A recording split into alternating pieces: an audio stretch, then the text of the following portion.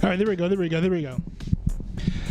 Ladies, gentlemen, and genetic anomalies, what is happening? I hope you guys are having a fantastic day, and if not, I hope that today's stream makes your day at least a little bit better. I am your host, Newbie, coming to you live from the East Coast of the United States of America, and today we've got a lot of things to get to. I've got this drink to get to. You know, this is Minute Maid blue raspberry in a can. I saw it at a dollar store. I was like, bro, I gotta grab this. So I'll be doing a little taste test of that. Then not too long after that, I will be having Mike onto the stream. You guys might know him as the YouTuber The Angry Canadian. I'm gonna have him up on the stream to talk about a variety of things. I know he wants to talk about the Canadian election, not an election, Canadian economy. I'll see if I can coax him to talk about the Canadian election as well, because we have not talked about that yet. It's been too long. It's been too long since we've last chatted. So I'd like to ask him questions about that. Maybe ask him for his input on the riots and protests in LA, as well as throughout the United States of America as well, since that's been wall to wall in the news, at least here in the States. It'd be interesting to get his thoughts on that as well. Also, we've got all these other topics here. Now, of course, you guys know me. I don't know if I'll be able to get to every single one of these subjects, but you know, some interesting videos mostly surrounding the riots and the protests. That's probably what I'm going to be able to get to this time around. This is from What Do You Meme, a Christian perspective on the riots. Timcast IRL reacting to the riots here. They'll talk about how a body was found. Not sure if that means anyone was killed because of rioters, but certainly seems to indicate that was the case. This is about some of the violence that occurred. XQC reacting to it, as well as responding to some of Hassan Piker's statements. You know, we've got this story here about the white people stopping the black person from going to work. You know, other footage from folks who are down there on the ground I'd like to get to if we have the time. I'm not sure that we will, but yeah, whole lot of things to talk about, whole lot of things to get to during the stream, and I am certainly looking forward to all of it. So get yourselves settled into the chat, settled into the stream. This is going to be a fun, wild ride. And don't forget, check out the Discord server. The link is on screen. The link is on screen. If there's anything you want me to react to on stream, send it into the React Request channel. Once it's there, I'll pull it up. I can throw it up on stream, and yeah, I do get ideas for things to react to from time to time from you guys. So, you know, if you guys would influence the stream, definitely feel free to do so. Oh, we've got Bray Leno in the chat, says Thanos pulled up to the LA riots. Yo, let's go. What? You know, I'm not watching it live because I'm streaming. I do have it here on the side. I just want to make sure I get to all the things I want to get to, and I know that watching live coverage can easily distract you. So. Hold on, I'm gonna cut off the music because I do want to make sure I hit all the segments I want to hit. I know that we have the Angry Canadian waiting patiently in my Discord server, which I appreciate. I do want to crack this open so that I can have something to drink as I do my my stream and as I talk to him. So I'm gonna go ahead and open this up now. Now, I've been fascinated with getting drinks in cans. I do love it if I can get a drink in a can, in a glass, and this right here. Let me see. I don't know. How do I do this to make it look cool? There we go. There we go. There's the thumbnail. Okay. There we go. I got Minute Maid blue raspberry in a can. I was definitely not expecting to see this in the dollar store. I literally was looking for the tall boys of Sprite because you can only get those at dollar stores, and they had this there as well. So I decided to get it. I've never had this flavor. I've only had like the normal Minute Maid, so I'm really interested to see what this is like. Oh, it's light blue. I don't know, you guys probably can't see it that well, but it's light blue. Very interesting. Oh wow, I will say it's quite sweet, and there was a strong raspberry flavor to this. So this is pretty good, I will say. The raspberry tastes kind of artificial, and actually you do see here on the side it does say 3% juice blend. So I think they're very well aware that this is not you know, this is not necessarily a natural fruit flavor. So it's all right. I'll take it. The flavor is quite nice, but I don't know. I just wish it had more natural flavor, because it kind of tastes like I'm drinking a candy. And I'm like, I don't know if that's what I'm gonna go for. If I could find a blue raspberry drink that's actual raspberry juice, I think I would pick that over this. But, you know, if I'm gonna be getting artificial blue raspberry drinks, you know, I think that this is certainly serviceable enough. Now, I haven't gone around to see what blue raspberry juices there are, but I think this more than does the job. It's certainly adequate. I'm not gonna tell people to go out and buy this right now, you know. Storm the gates of your nearest Walmart in order to get this, but hey, check it out. Give it a shot.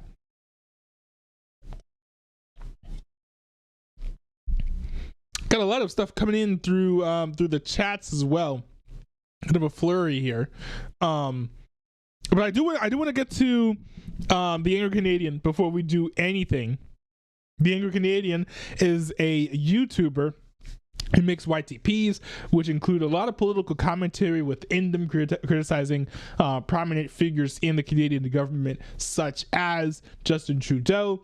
And yeah, he's gone through a lot of experiences. You know, right now he wants to talk about the job market, because there are a lot of complexities with the current job market at the moment. Also, of course, you guys know there was the recent Canadian election, so I'd like to ask him questions about that. And then if we have time, I think I'm going to ask him some questions about the recent unrest that's been going on in the United States, mostly centered around LA, but we've been seeing some stuff in other places such as New York City as well. So without further ado, I'm going to go ahead and jump into the Discord server to chat with him, with the Angry Canadian.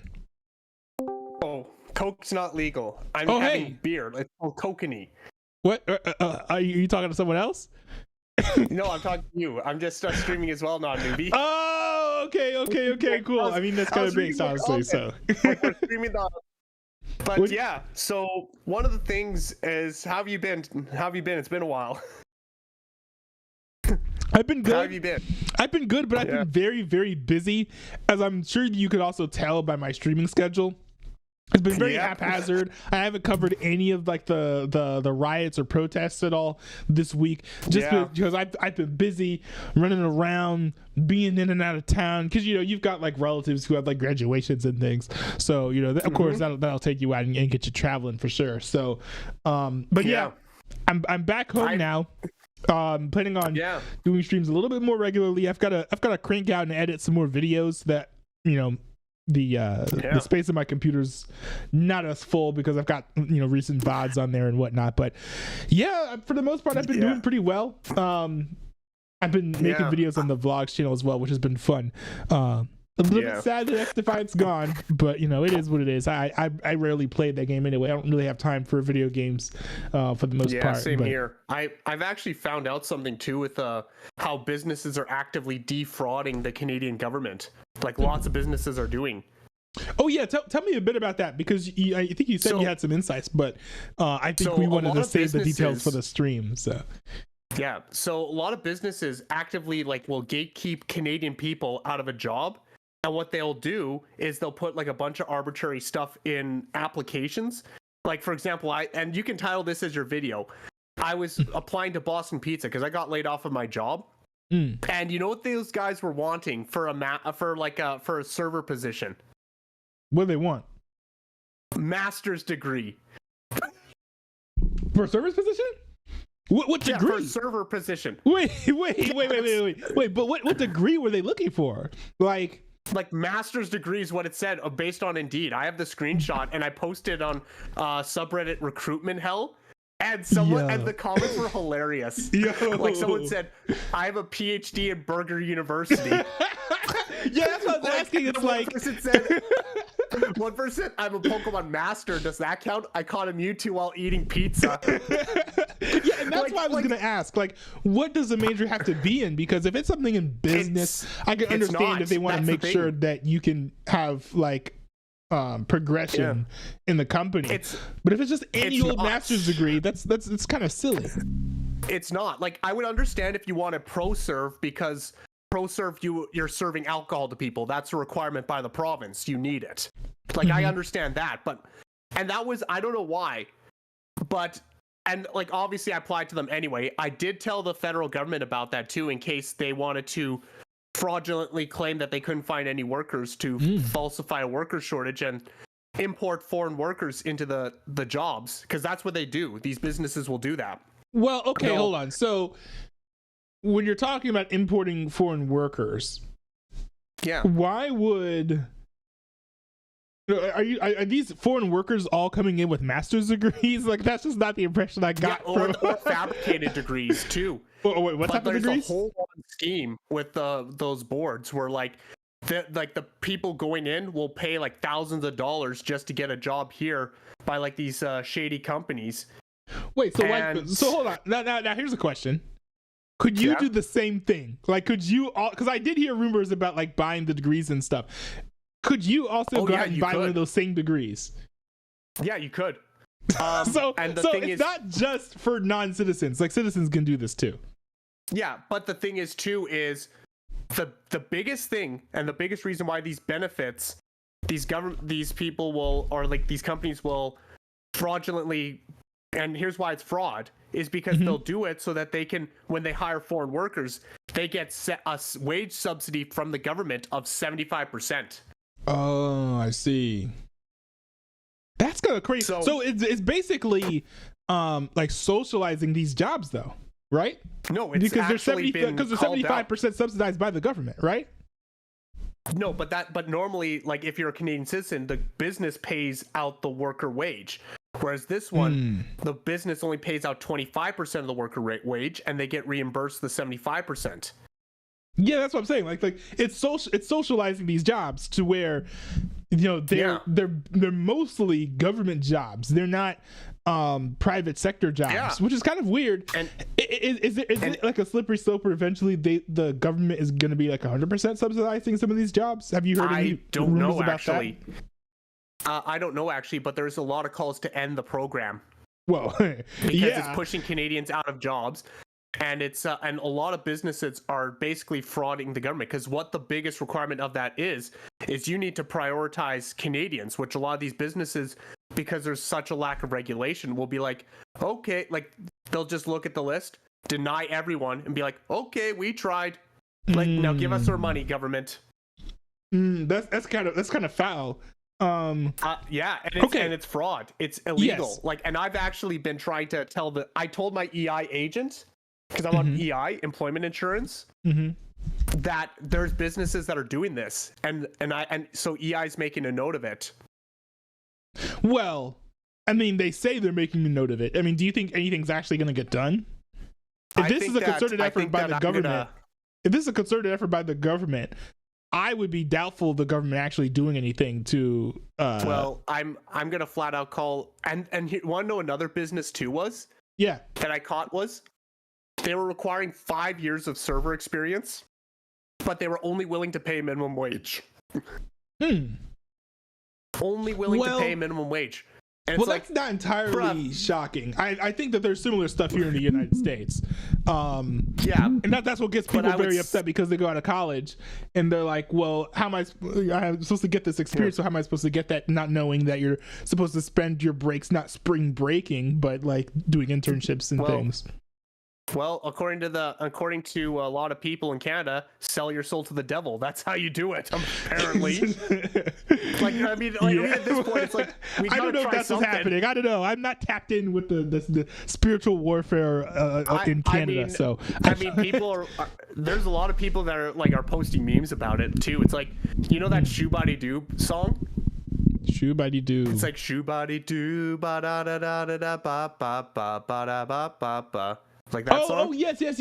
For a second I was like, oh, is this just Canadian music? I don't know. Where they're like summoning like the demon and headbutting it to death. Oh, that must be for the music video. Like, I have not seen that. I must admit. Yeah, they use the meme of that where they're summoning. It's like me and my unemployed friends manifesting a job, and they're using that part to spin up. Like, it's literally like that's, and in Canada too, it's like all the big businesses are doing that. Like, they're basically doing it so they can get free money from the government. And now, Yeah. this you would think this would be a massive scandal in an ordinary situation, and you think this is a deliberate attempt to bring in migrants? Because I'm just kind of thinking, if the goal was to get more jobs, the government could subsidize 75% of any job or any wage or whatever in a certain sector or something, and that could include Canadians. Have they given a reason why they're not subsidizing Canadian jobs and only subsidizing the jobs of migrants? I believe it started during the pandemic, but they never got rid of it because nobody wanted to work because everyone was scared of COVID. But I hope you don't have to censor the word COVID. But during the pandemic, was that still only for migrants and not for Canadians? Yeah, they didn't up it to that. And what was the reason that they should get rid of the program? Because nobody wanted to work. That was the reason. And businesses would fabricate and say, "Oh, we can't find workers," because you could expect Gordon Ramsay to be working at a minimum wage job because the unemployment was so high during the pandemic because everything shut down. What? Yo, I mean, here's the thing. Usually, when the state has their official narrative, right? I mean, they might be trying to do one thing, but the official narrative and the story that they come out with usually is at least a little bit believable, right? Yeah. I think that, people don't want to work is not a reason. It doesn't explain why you're subsidizing migrant jobs but not Canadian jobs, that's just... That's a little remember, off. we had a nincompoop as prime minister at the time. His name was Justin Trudeau. Now it's Mark Carney. And the thing is that it was and the thing is too is that these businesses tried for about 2 years to far cry the media. They bribed the media to falsify worker shortage. Oh, is there proof of this?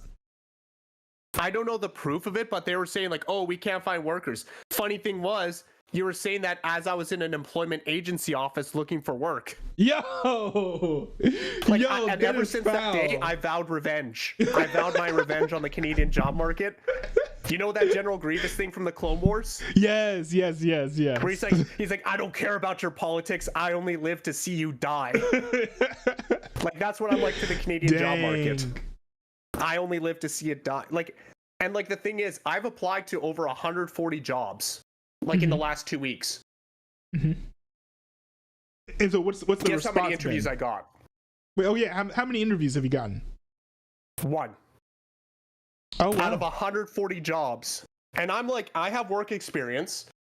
I have I've had work experience for the last 3 to 4 years. And I have a bachelor's degree. And of course, I'm assuming you've been in the workforce for a while. So how competitive, when you job searched before this current job hunt, how hard was it for you to find a position? Was it a lot easier before this whole policy of subsidizing migrant jobs than it is now? I think it was about the same difficulty, because now with the experience you should have it easier, but no, you have it the same as when I had it back then. And a lot of people, I've even heard that there was coercions from businesses trying to turn away people. There's them saying oh, you don't want to work with us. You don't want to apply here, is what the managers will say. You know what I would tell them? What? And you don't want me to pull a Tekashi 69 on you and rat you out to the government for falsifying a worker shortage, which would get your rights stripped away. And I would literally tell that to them because here's the thing. What they're doing is actually in violation of their agreement with the federal government that they're supposed to actively look. And I'll say, and now that I know your name as the manager, I could easily tell the government, file a complaint to the EDSC and even the CRA, because you're probably using tax fraud as well. And I will get you fully audited. Yeah. Well, and here's the interesting thing. I was gonna ask you this too. People, you're saying that they're doing coercion. They're saying, oh no, you don't want to apply here. If I would presume that if that's happening commonly enough, there would be recordings of this. So if there's hard evidence that this is something that's happening, then is this being prosecuted in Canada? Like, are you aware of that being prosecuted in Canada? And if there's No, it's not being prosecuted in Canada because not enough people are reporting it, even though I've actually sent an email to my MP stating that they need to educate people more about this fraud and tell people how to stand up to it. And I haven't heard anything back from him, but I even said that the government is being defrauded by businesses.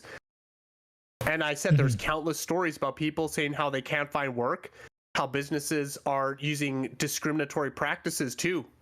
Like one person even did a social experiment too. He changed his name to sound more like he changed his last name to Singh, got an interview, they found out he didn't get hired. But when he used his actual name, he did not get a single interview. Yo, that's crazy. Dude, you should link some of this stuff in my Discord server. Because like link some of the Reddit posts. Like some of the stuff like this that I'm more informed, because this is actually kind of interesting. One thing I'm curious about too is when it comes to people having the evidence. You say you got some evidence, you sent it to your what's your name? Your job, my dude? MP. Oh, your MP. My member of parliament. Okay, yeah. So you sent the information to your MP. Yeah. How do we know that other people aren't doing this with their MPs, and the lack of reports is not the reason why these crimes are not being officially filed and being properly investigated in Canada? You don't, because they don't tell you. It's all anonymous. But like the narrative now is youth can't find work. It's like, bruh, what do you expect when you're competing with people who are going to get 75% wage subsidies? And wait, so the state is saying, oh, it's a problem. Canadians are having trouble finding jobs. It's something that they're admitting. The media is, but they're not doing anything about it. One MP did put down a petition which I signed, which was ending the foreign worker program. Wait. Oh wait, really? Your MP put that in? One of the MPs did, which I signed. That's cool. So yeah, and so this is the last thing, I guess, before we can move on to another subject, because I know that I'm trying to make sure I fit everything into the stream, but when it comes to the issue of young Canadians not finding jobs, the media is admitting that this is a problem. Has the government admitted that this is a problem? And if they have they said, okay, here are some things that we're actually going to do to try and fix this problem?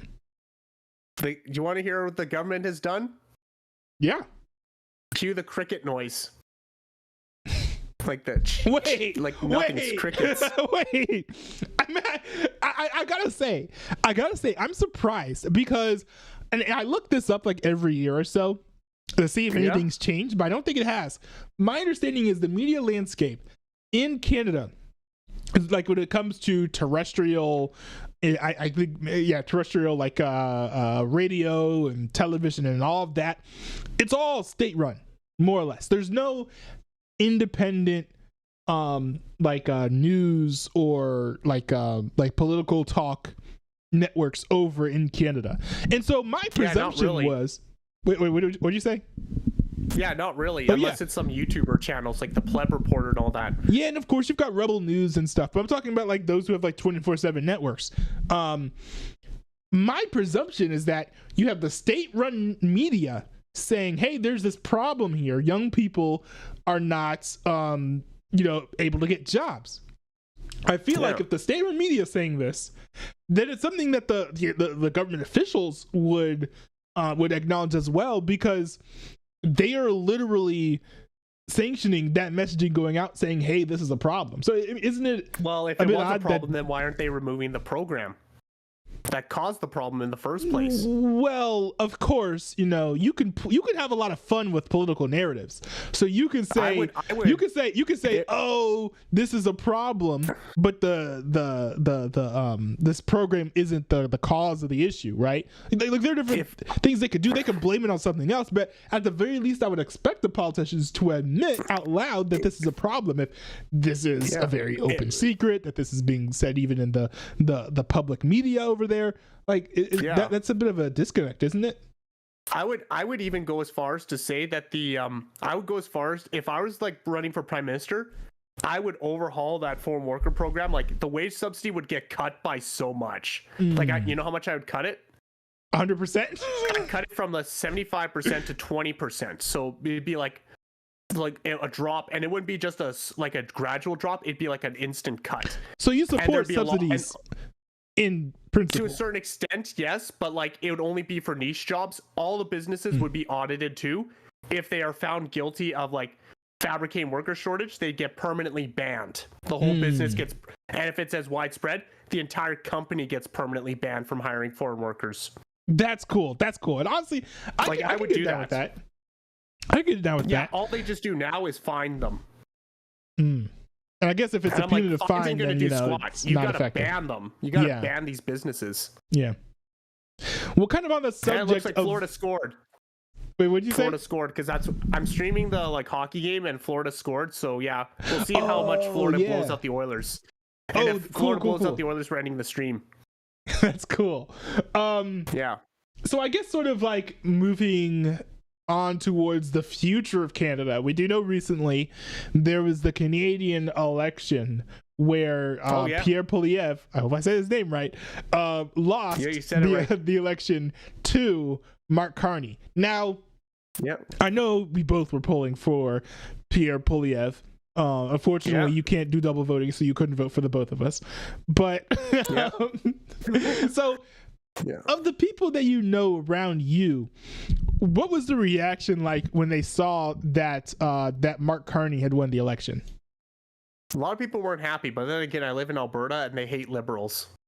Oh, I see. So you were in one of probably the bedrocks of Pierre Poilievre's support. Yeah.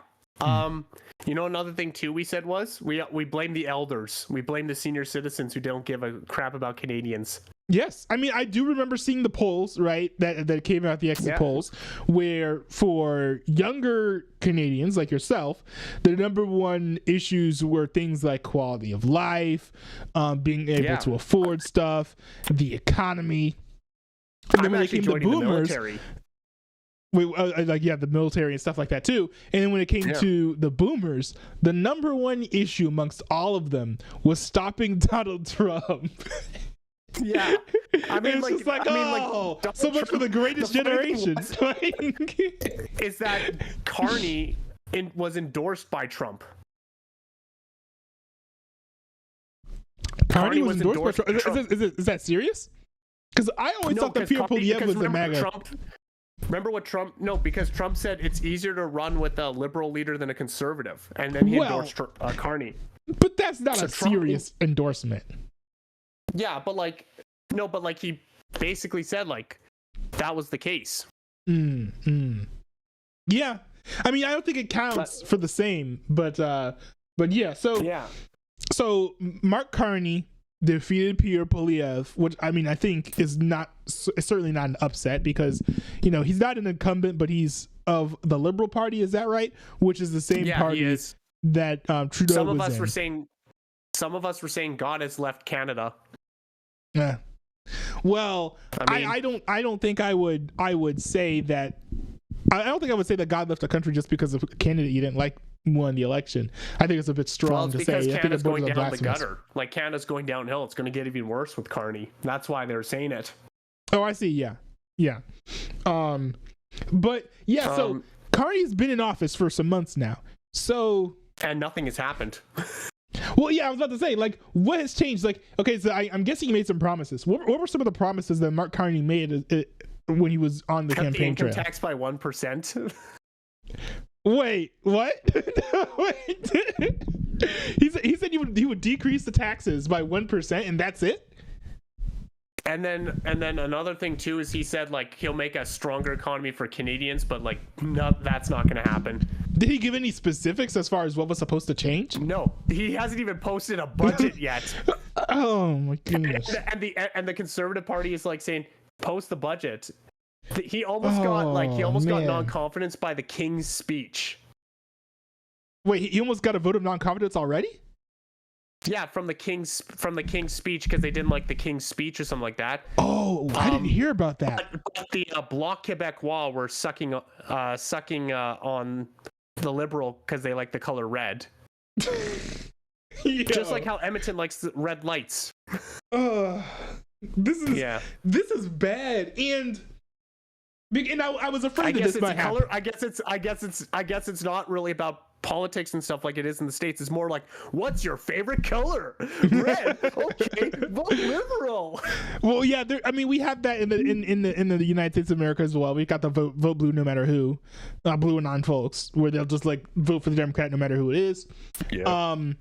But over in Canada, I find it interesting because it is a common theme on the left that you have a candidate come out strong and say, oh, we'll make everything better. We actually saw this, I guess to invoke a fellow member of my Discord server here, in Chicago, I want to say, right? With a new mayor. Who was it? Lloyd Lightfoot or someone was like the mayor for a while and was a disaster. So that person got replaced in the new election. The mayor stepped down, and then Brandon Johnson came in. He was talking about how he's going to fix all these things, fix like crime and all this stuff. And I haven't heard a peep ever since he got elected about him fixing crime. I know that. I think was the ISM in the Discord server was talking about how Chicago was saved now that Brandon Johnson became the mayor. He was kind of hyping him up kind of in the lead up to him becoming the mayor. Haven't heard a word since, so maybe it's not quite sort of delivered on those promises. The same thing with Mark Carney. I haven't heard left wingers in the United States or even some folks in Canada. I haven't heard them hyping up the great success that has been the Mark Carney regime as of yet. Well, like his supporters. Has there been anything that Mark Carney has done that they could even brag about and say, "Oh yeah, this is great," and he's improving the country in this way? I guess I don't know. Wait, what? That was the thing, elbows up or something like that, and then, but everyone turned into a meme where it's just seniors flipping off people. Like what's elbows up supposed to do? Is he a hockey player? Yeah, or like he did like a hockey thing with Mike Myers. What? Yeah, he did like a hockey ad with Mike Myers. That's cringe. And the funny thing is too, he was saying that the Oilers were like the best hockey team, even though they're getting complete manhandled by the Florida Panthers right now. Well, I mean, to be fair, you got to be pretty good to make it to the Stanley Cup, but I mean that's pretty obvious pandering. But yeah, they're losing the Cup final again this year. What's the record right now? I don't know what. I haven't followed. Florida's up 2-1. 2-1, and they're about to be up 3-1. Oof. So they're gonna win on Saturday. Yikes. Well, I mean, I guess are we shocked that Mark Carney's picking the losing team? Like, are we really surprised? They got injured a lot too after Mark Carney was wearing the jersey too. That was the funny thing too. Oh, just like the Canadians getting beaten and abused by the migrants. No, it's the Carney curse. The Carney curse. It was funny. Yeah. So you said that Mark Carney hasn't done much since he became the prime minister. Have things gotten worse in Canada? Because things can be stagnant and not improve, but they can also get worse. So have things gotten worse since he became the prime minister? Not yet. Okay, that's good. But the job market was always crap. In Canada, we always say, if you want a job, you gotta sell your soul. If you want to be famous, you gotta sell your firstborn. Yikes! That got dark pretty quickly, I gotta say. We're referring to selling it to the devil. Yeah. Wow. You guys are really, really into that, huh? I mean, we have to. It's called survival. When you're under survival instincts, like you don't care about anything else, but you just survive. That's what we all are on. I mean, didn't you say you were Christian? So I don't know if you'd be on that wave right now. Nah, I left that since I lost my job and lost everything. Didn't you join Christianity so that you could get the job that you just lost?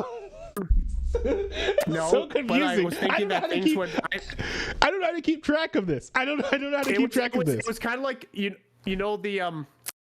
who's that tax person who's like tax high when things are well, but tax low when things are not so well.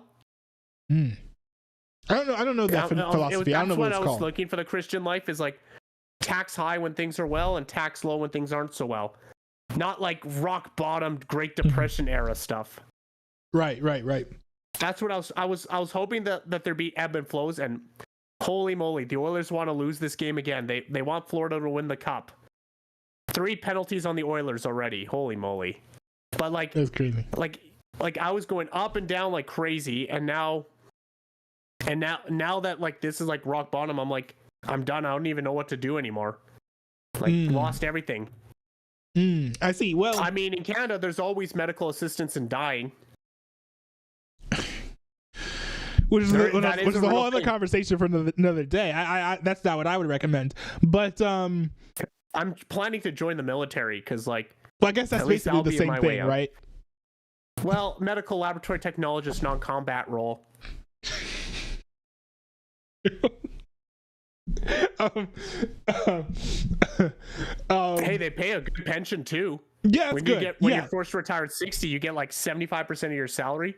Yeah, it's good. It's good to serve your country for sure. And I think kind of along those lines, you know, kind of pivoting here, because we've got the big news that's been happening today, and not just today, but for the past week or so. We've got the anti-ICE protests / riots. I've heard people use different nomenclature about it. It all started when Trump and I'm actually seeing some people in the chat. Yeah, this is very interesting. We've got breaking news that Israel has attacked Iran. I actually have live now from Fox here on my TV on mute. It says IDF confirms precise offensive to strike Iran's nuclear program. I've been hearing a lot of rumors and rumblings. There was a report that came out today that Iran either has obtained the nuclear weapon or is extremely close to obtaining a nuclear weapon, and that they've violated prior peace agreements that were intended to prevent them from getting to this point. So, you know, this is a big L for the no new wars Donald Trump. I would just say let those two fight it out and don't support or fund them, and just let themselves fight it off. True. Yeah, but to get back on track, because I did want to talk about the protests and stuff. So yeah, well, it's not protests, it's riots, because they're using weapons and stuff like that. Right. Yeah. Well, so over the past week, we've been getting, protests mostly in LA. Over time, they sort of spread to other parts of the country, but it's mostly in LA, to varying different degrees and levels of peace and violence. Typically, throughout the day, they're more peaceful, but then as it becomes night, a whole different element shows its ugly head. We get to see a lot more violence. I will say, the weekend was very different than the weekdays. California. So you're saying there's werewolves in California? No. because like only in the nighttime.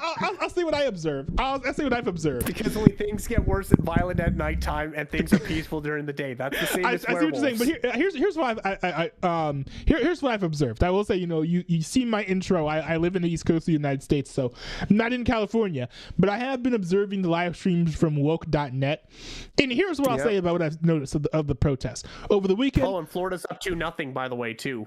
Sorry to interrupt. Breleno in the chat did say it was they were up by 1, but I did notice over the weekend things were quite violent during the day. People were going out in the street, busting up cars, and attacking law enforcement, blocking their vehicles as they were trying to conduct ICE raids to enforce immigration law. Right, the party of law and order.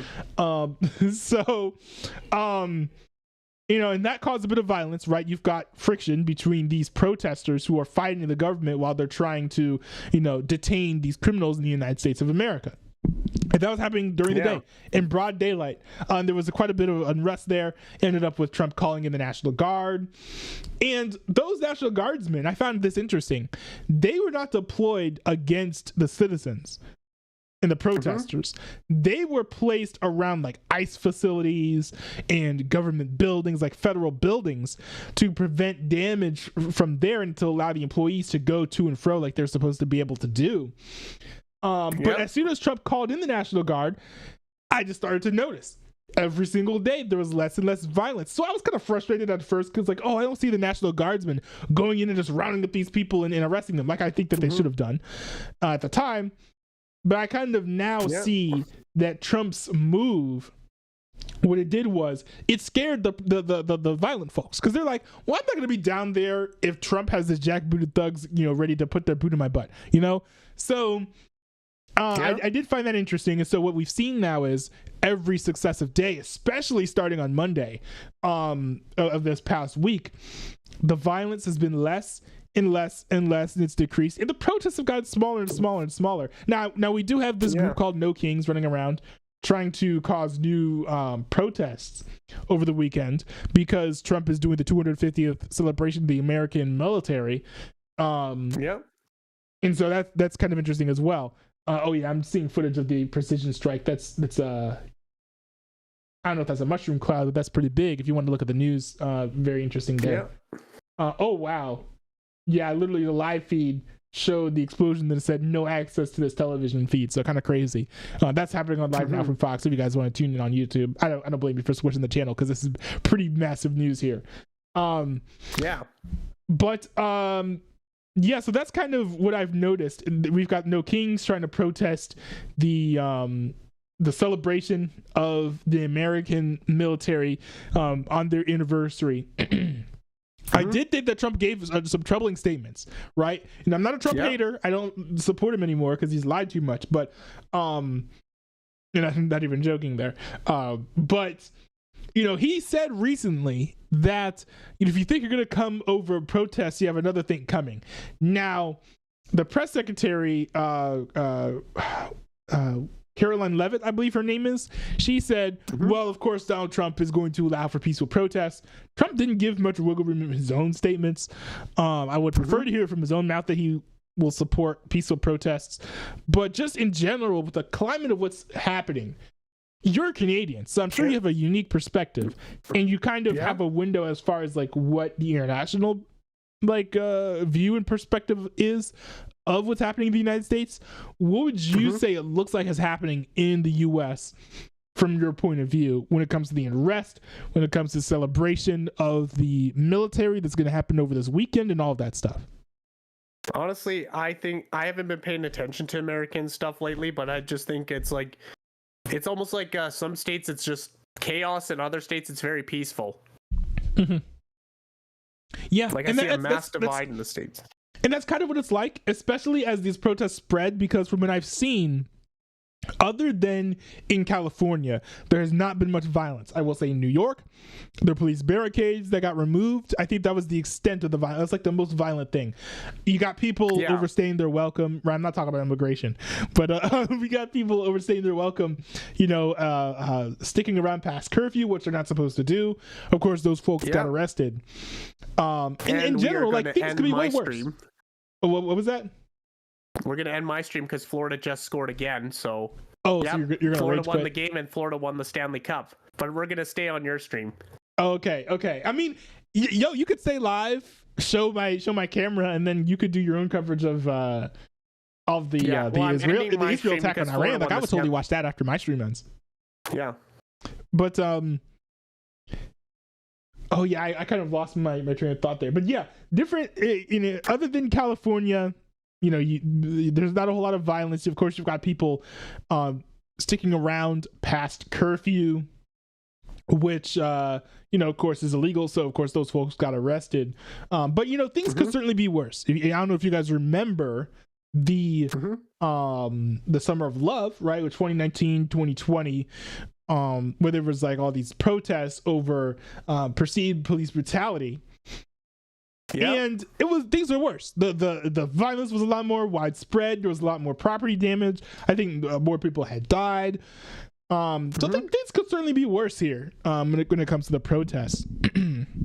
I guess you probably have a relatively hardline stance on immigration. Like what do you think about what Trump's doing with the ICE raids in America?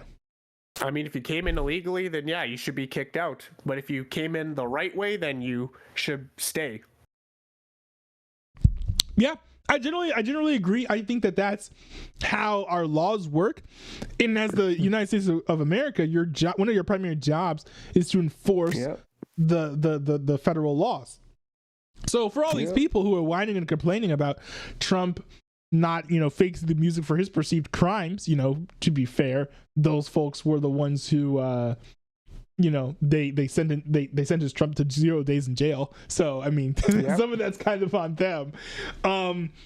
But if you commit a crime, you should go to jail for that, and or suffer whatever penalty is due. And if you don't like the penalty, like I completely sympathize with people who are like, yeah, if you're just here illegally, you broke the law, but you're not doing any more crimes. You're being peaceful and are contributing to the American economy, which is important. It's not completely insignificant. Trump has admitted as such in a recent True Social post. Then you should be allowed to stay here. You shouldn't get kicked out of the country. But people who say that will always be like, because of this, don't follow immigration law, right? Yeah. Instead of saying, let's change the law. I have been saying this for years, I want to say. On the stream, certainly off of the stream, I've been saying, if you don't like the federal laws regarding immigration, change those laws. If you change the laws to be more permissive, I'll be like, okay, you got to follow the rule of law. So these more permissive laws, this is how things should be done. But as long as on the paper, it's like, hey, if you're here illegally, you get the boot, then I'm sorry. I think that I'm not going to be too mad if people are getting the boot for being here illegally. Now, I will say people have been like, oh, well, if you think a law is unjust, then you have the right to fight that. Well, I understand that sentiment, but the problem is democracy works because that is the avenue you use to enact your the change you want to see. Right? You just rush to the violence because your team lost the election, right? No, you try to push for legislation. You try to get people to change their minds. I don't think that burning a car down or waving a Mexican flag is going to help. But, if you have bad marketing skills, you have bad marketing skills. But what you're supposed to do is literally, try to use the legislative branch to change the government how you want to be, rather than do acts of violence and terror and stuff. No, nothing wrong with protesting, but to say that you shouldn't be following the law because you don't like the law is a little bit preposterous. Yeah, it's interesting. Yeah. Well, I'm gonna go ahead and let you go. I know we've got the breaking news. Actually, Netanyahu is giving a live speech right now. So if you want to cut to that on your stream, I wouldn't blame you at all. I ended my stream because I knew Florida's winning the cup. Oh, that's fair. Like they were up 3-0 at the end of the first. I'm like, Edmonton's not coming back from this. It's an easy win. Man. Yeah, it's kind of sad. Yeah, I see some mourning here in the chat. You know what? I'm gonna read some chats because I was gonna say farewell, but I figured some people in the chat might appreciate your input on some of the things that are being said here as well. Yeah, I mean, there's one that said like I have a master's in masturbating or something like that. Like in my chat, like about the job market thing. Wait, that would be good. Hold on, wait. Title. Oh, you've got people in your chat. Wait, read your chats and then I'll read my chats because I don't know what your chat looks like. My chat was like a lot more inappropriate than yours. Wait, I had like a comment. I had a comment in my chat that said like it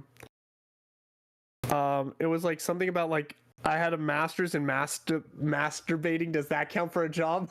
No, that's not the type of physical labor they're looking for. I mean that was, but wait, that would be a good title. No, it wouldn't. A master's for a server position at Boston Pizza wants master degrees for servers.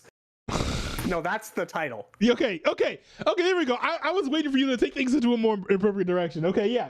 That's a fair title. No, like I meant like no, that's the title. Boston Pizza wants master's degrees for servers? Exclamation mark, question mark.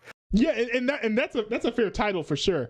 Because but yeah, so wait, so you're saying in your chat there are no appropriate questions. It's all just lewdness and crudeness. Well, one of them was like, I hope things get better, and then Me like too. In Canada, but like the rest were just like. Goodness, your audience is unhinged. That's absolutely insane. Well, I've been telling all the people who I know who are fans of the Oilers. I said Florida's winning the cup. Connor McCupless. I went to a party at McDavid's house for a drink, and there was no cups.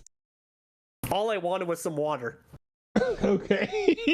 No Stanley Cups, because like remember the Stanley Cup? Oh, I thought you were talking about different types of cups. Sorry, I played too many sports What as a you're kid. talking about? Like what comes are you having on your mind, dirty mind boy? What do you mean? I was talking about it's a part of the sport, man. It's a part of the sport. But or like the Stanley Cup, which is a trophy. I see. Well, before that you go, because I know I've got other things to get to, I do want to read some of the chats.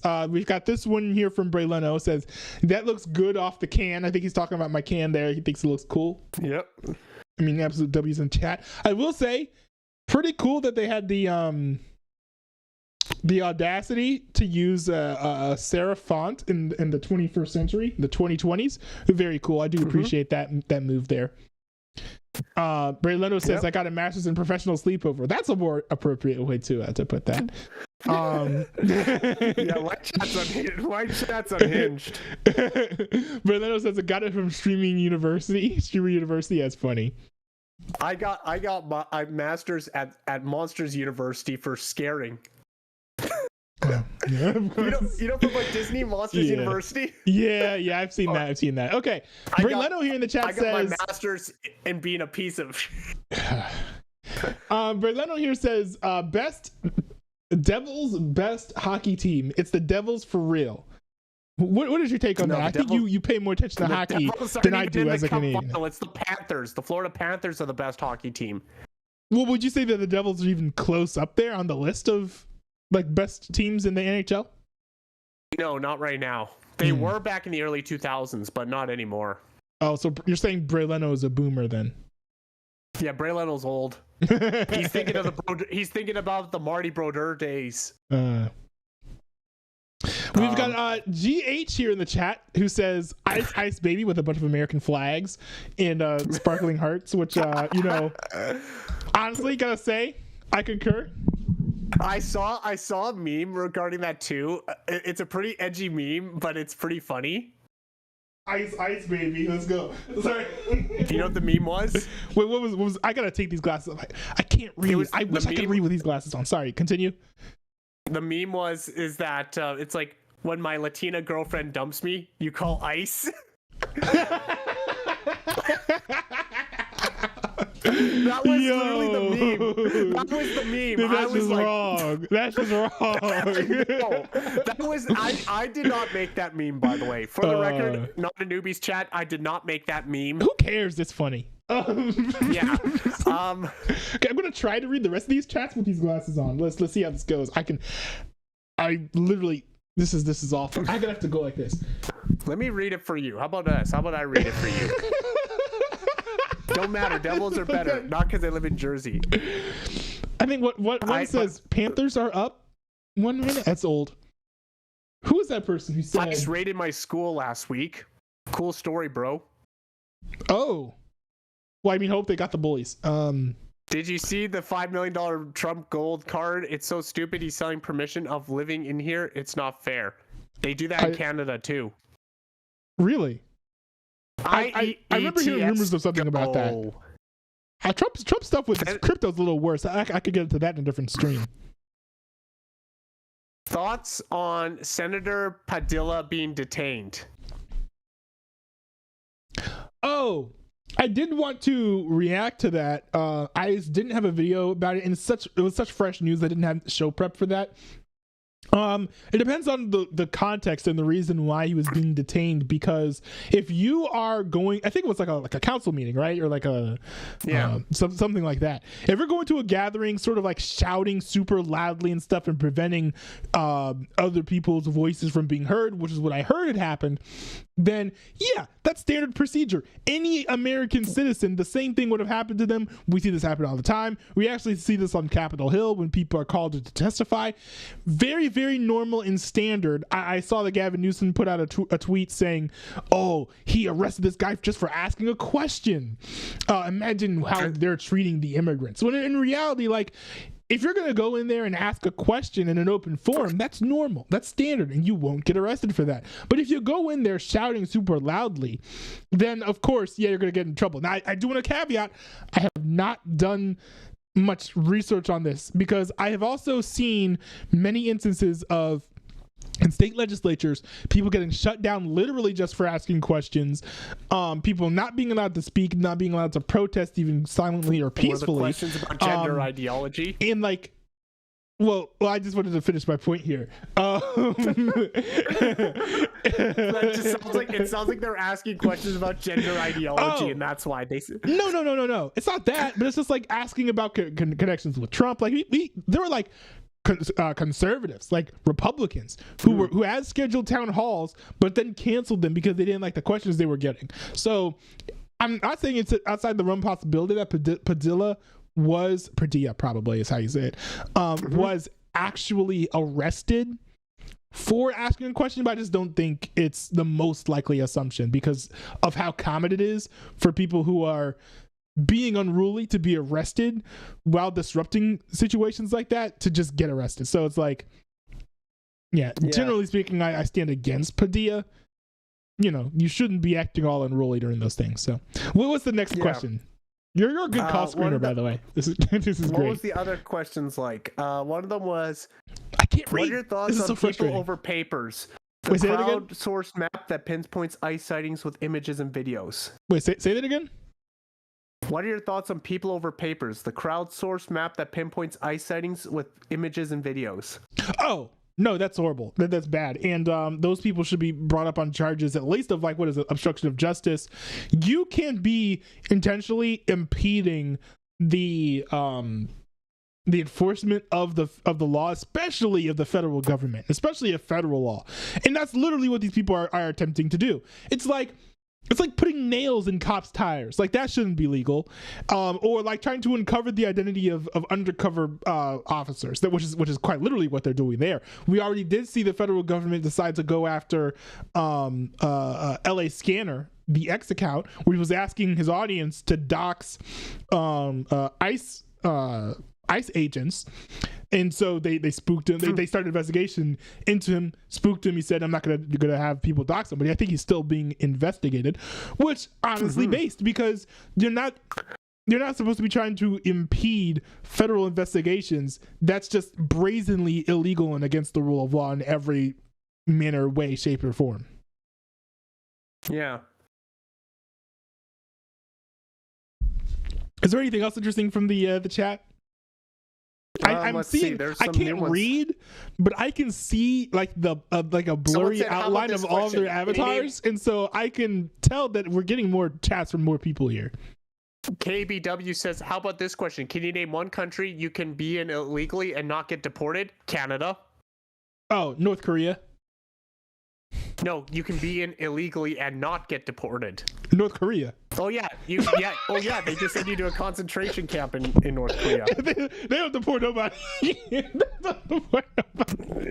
They kill people.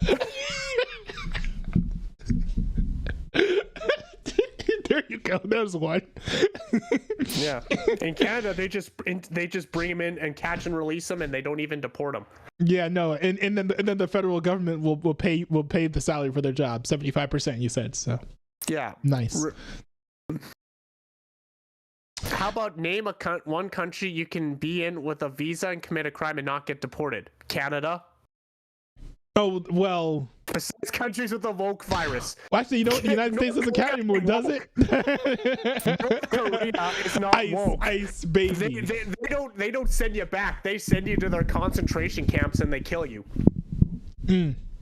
That's what happened to an American. Remember that when he like defaced like a Kim Jong-un thing? Oh yeah. And like when he was finally rescued, he was like frail as hell and died shortly after. Wait. Whenever I think of the story, I remember the story of the guy who stole a flag or banner or something. Are we thinking about the same person? I think that's the one. Yeah. And it was North Korea. Mm-hmm. And he got killed by the North Korean government. Yeah. That was a wild story. I got in trouble because I shot a water gun at a cop car when I was driving, and I didn't know it was a cop car. That's what Jay Leno said. You know, it's funny.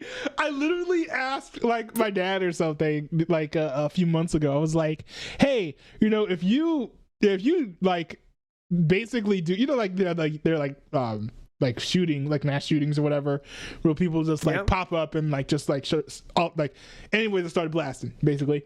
I was thinking, you know, if you did that but with Nerf guns, would that like be illegal still? Like, would you go to jail?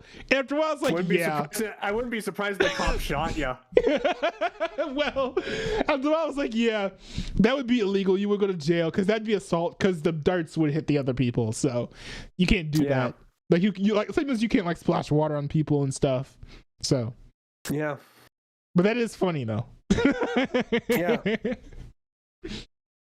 So yeah, anyways, so we're going to be celebrating the Florida Panthers winning their second Stanley Cup in franchise history this year. And no, you guys can't say it. Florida's winning the cup. I mean, look how they're manhandling the Oilers. Oof. I mean, yeah, after they're winning the series by so much, you're saying they're about to go 3-1, so. Yeah, they are going to be 3-1 because they're up 3-0 at the end of the first period. And I'm like, no, there's no way the Oilers are coming back from this. They're done. The Oilers are done. They're cooked. I see. Yeah. Kind of sad. What's it gonna do? Give you hypothermia for a water gun? Devils winning. I don't care. Ray Leno, you're not in 2003. You're like 22 years behind. Wait. And so in the chat, I apologize if you're new to the stream. I appreciate you hopping in. I have glasses, but I have these cool like Thug Life glasses I like to wear sometimes, but I just can't read when I wear them. So I think you can burn the Canadian flag in front on Canadians while waving a Mexican flag. They'll be okay with that. They do that with Palestinian flags. I couldn't imagine them doing anything about that in Canada. Yeah, man, you can literally say "Death to Canada" with the Palestine flag.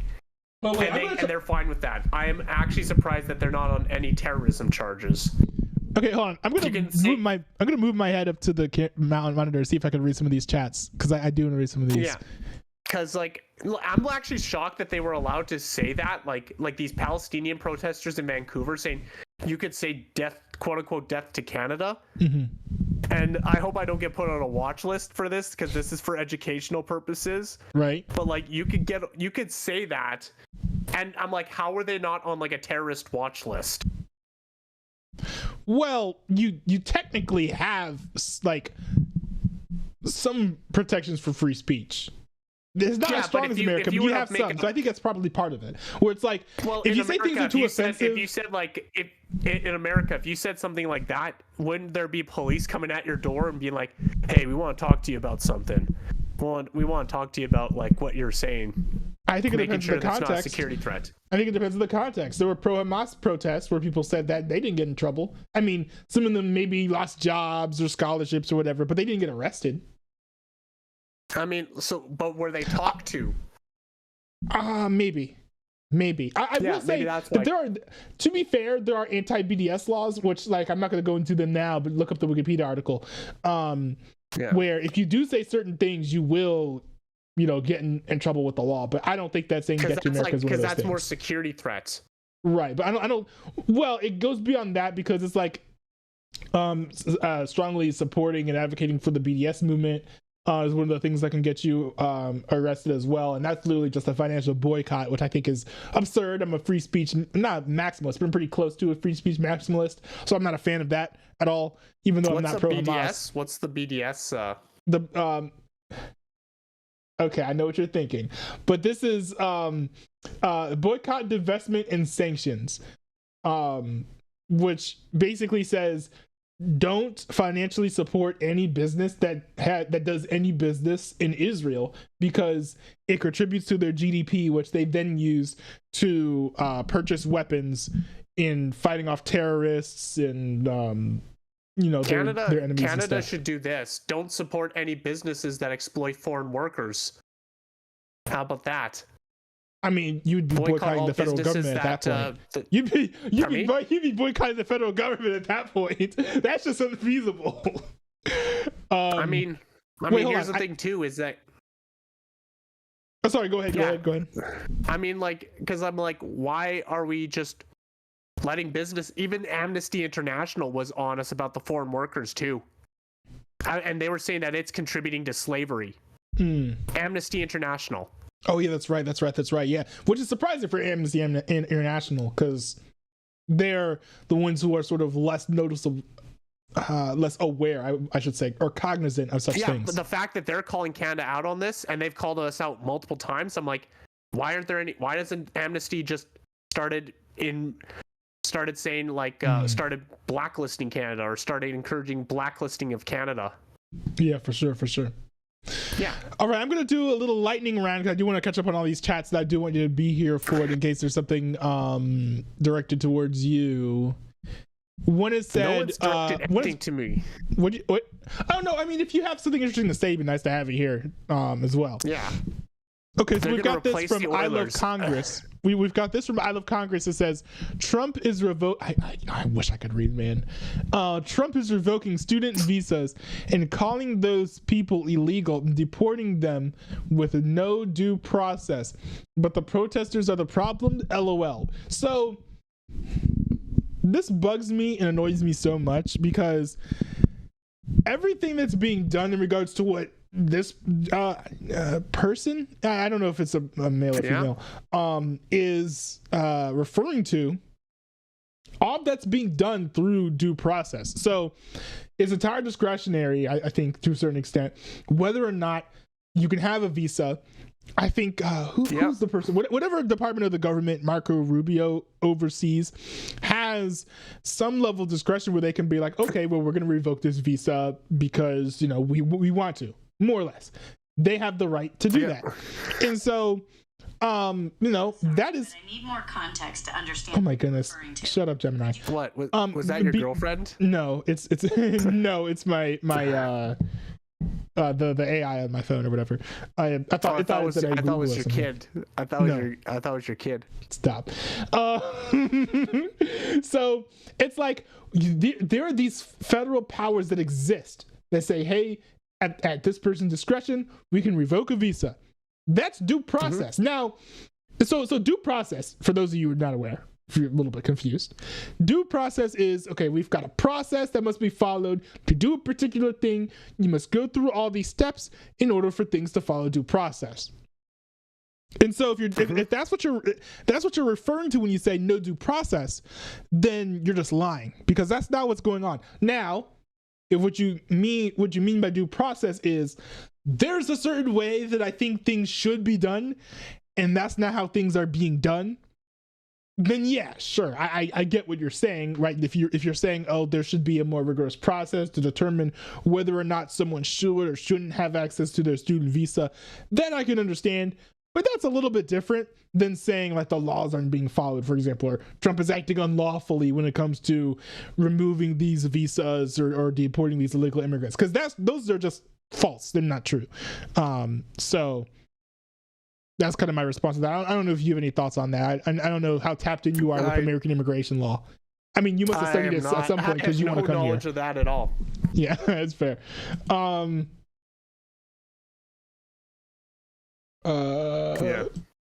just looking through the chats to see if there's anything more interesting, and I'm also trying to read without my glasses. Okay, I think I touched on the rest of them. Wait, you got a kid? Freaken? How do you say it's Frequenc? Am I even reading the letters correctly?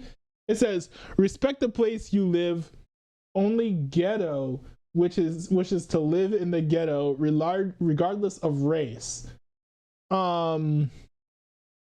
Interesting. That's not something I've particularly thought about, like, whether or not non-ghetto people want to live in the ghetto. I mean, I would presume that even ghetto people don't want to live in the ghetto.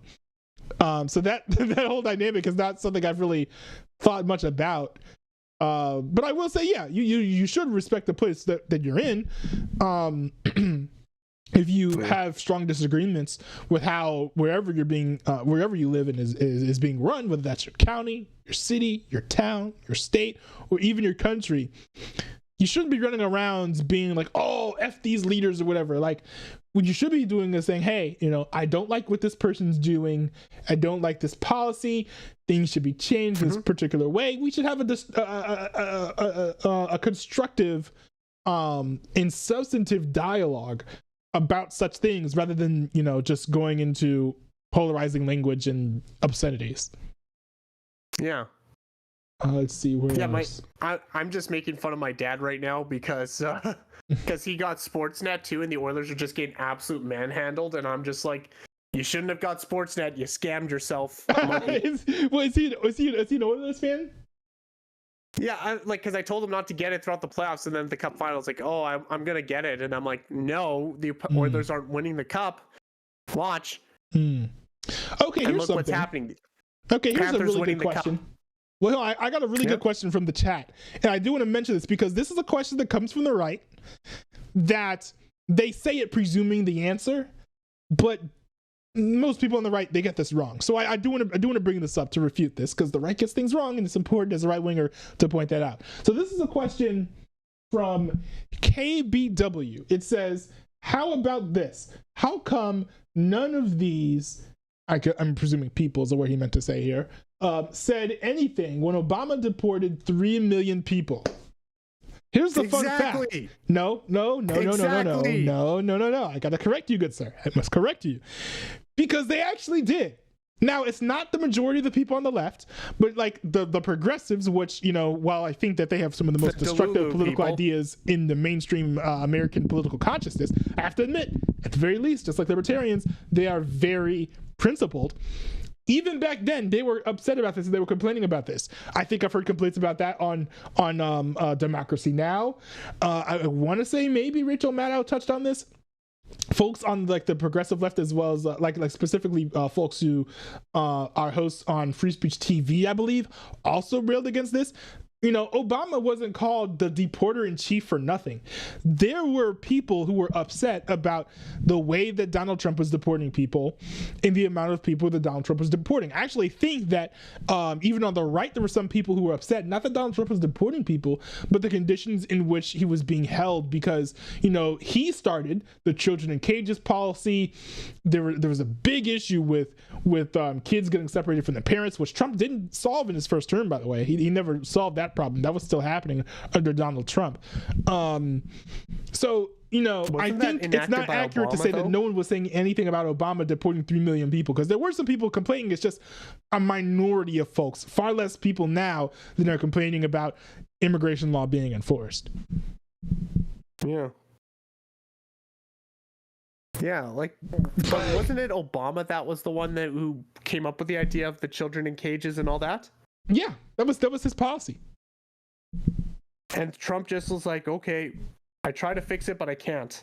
Yeah. Brayleno here says, no, don't do. It says, no, do not go to North Korea. Don't recommend. Did that last year. Kind of bad. I believe you. Yeah. Let's see. Mexico want to take Southern California, and America wants to take Canada. You know what, America? Take Canada. No! I don't care. Invade Canada. Destroy yourselves. Leave us out of it. You know, you keep Mark Carney, okay? We don't want him. Okay. you can take Alberta. Take Alberta. We're the conservatives. Yeah, we can do that. You know what? Let's do a hostage. Let's do a hostage swap. Beef. Okay, you guys get California, and we get Alberta. That's an even trade, right? Yeah, it's even trade. Yeah, like Alberta has all the oil and gas and all that. What does Hollywood have? Porn stars, drug addicts, people heroin. shitting and doing good place to get heroin. If you want to get heroin, go to California. I don't recommend getting heroin. And isn't there a lot of child trafficking in California too? Especially with like Hollywood. Oh no, that's all over the place. If you want, that's all over the place. If you live in the United States and you want you want to traffic children, you probably don't have to move. You just risk it's all over the killed. Place. It's a massive epidemic. It's kind of sad and very crazy. You know what they should do? You know what they should do with the people who child traffic? What? Death penalty. For sure. Death penalty by electric chair. I like guns better, but yeah, that works too. Or firing squad, yeah. No, please, I don't want Canada. I don't like syrup. You're getting Alberta. You're getting oil and gas. You're getting like beef. We're the biggest beef exporters. We actually will save money because we don't have to suck those parasitic suckers known as Ontario and Quebec. Very fair. All right. Yeah. I think it's time for me to head out. I've got to, well, not head out. I mean, I'm still going to stream, but I got to react to some other stuff before the clock winds down and I am out of time. But thank you so much for dedicating so much time to hop onto the stream. I really appreciate it, and also being willing to read some of my chats as well. That was really cool to go through. Especially when you had problems reading it. Yeah. It's like, oh wow, I can read everything. It's kind of crazy. Like. Yeah. Every time I take my glasses off, I actually get kind of frustrated with how poorly I can see. It's not funny, but yeah. But thanks for hopping in. It was nice to chat with you. Alrighty, nice chatting with you too. I'll see you in the next one. Yeah, peace out, man. All right. So of course, you know that we had planned on reacting to a bunch of things related to the protests, but there is massive breaking news right now as Israel has decided to strike Iran. So I am going to react to this. Oh, hold on. Let me see. Someone here in the chat sent me something to react to, a music video. Okay, I'll react to your music video, but I do want to react to this breaking news right now. There's this breaking news. Let's go back to... This is from Fox News. This is Netanyahu confirms Israel strikes targeted Iranian nuclear facility. Let's go back to Trey Inkst. He's in Jerusalem. What's new, Trey? Jesse, a lot of developments for you. We are hearing tonight from Israel's Prime Minister Benjamin Netanyahu, who confirmed these strikes took place with dozens of Israeli jets in the skies over Iran. The Prime Minister saying that the Natanz nuclear facility, this is the main enrichment site for Iran's nuclear program, was targeted in these strikes, along with a... Now, one thing that's interesting is I want to bring this up because I had been, the interesting thing is I'd seen headlines kind of leading up to this, but I actually didn't think that anything would happen. Sorry, I have my other, I had links pulled up in my other browser. I'm trying to get those pulled up here, so give me a second. But you can actually kind of trace how we got here from those headlines. I just didn't think that it would culminate in this sort of drastic or dramatic action or reaction. Here, hold on. Oh, this is taking forever. There was a report that came out. Let me see if I can find it. I forget who came out with the report. But there was a report that came out that basically said that Iran was like days away from hold on, let me see. Let me look this up. Nuclear. Okay, the IAEA. Let me look this up. The IAEA.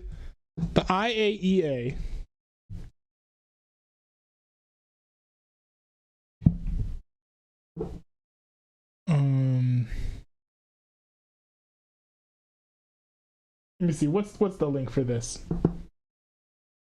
Finds Iran in breach of nuclear obligations.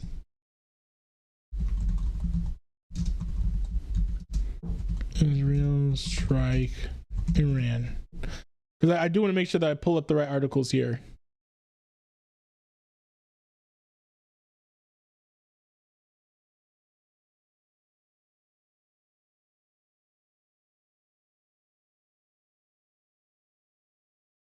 Okay, here we go. So this is kind of how I sort of trace this. This is how things got started. This came out this morning.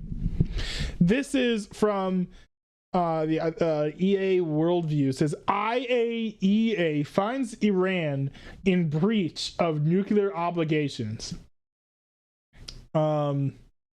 It says for the first time in 20 years, the International Atomic Energy Agency has found Iran in breach of its obligations over its nuclear program. The IAEA Board of Governors voted 19-3 with 11 abstentions and 2 members not voting in favor of the resolution tabled by the US, France, Germany, and the UK. Russia, China, and Burkina Faso were the countries in opposition. The resolution declared Iran's many failures to uphold its obligations since 2019 to provide the agency with full and timely cooperation regarding undeclared nuclear material and activities at multiple undeclared locations in Iran constitutes non-compliance with its obligations under its safeguards agreement. Tehran has threatened a response if the resolution passed. A senior Iranian official, oh my goodness, if I had actually read beyond the headline, it would have been more on edge, because Tehran threatening a response is no joke. There's no joke. Usually when they say that, they're not kidding. A senior Iranian official assured Reuters, I don't know why it's spelled like that. It looks like it said, you should say Reuters, that the Islamic Republic will not abandon its right to uranium enrichment because of increasing tensions to influence Tehran to change its position about its nuclear rights. The sixth set of talks between Iran and the Trump administration is scheduled for Sunday in Oman. Iranian officials declared that they will build a new enrichment center in a secure location, adding to the facilities at Natanz and Fordow. The new site will replace the first generation enrichment machines at Fordow with advanced sixth generation centrifuges they pledged.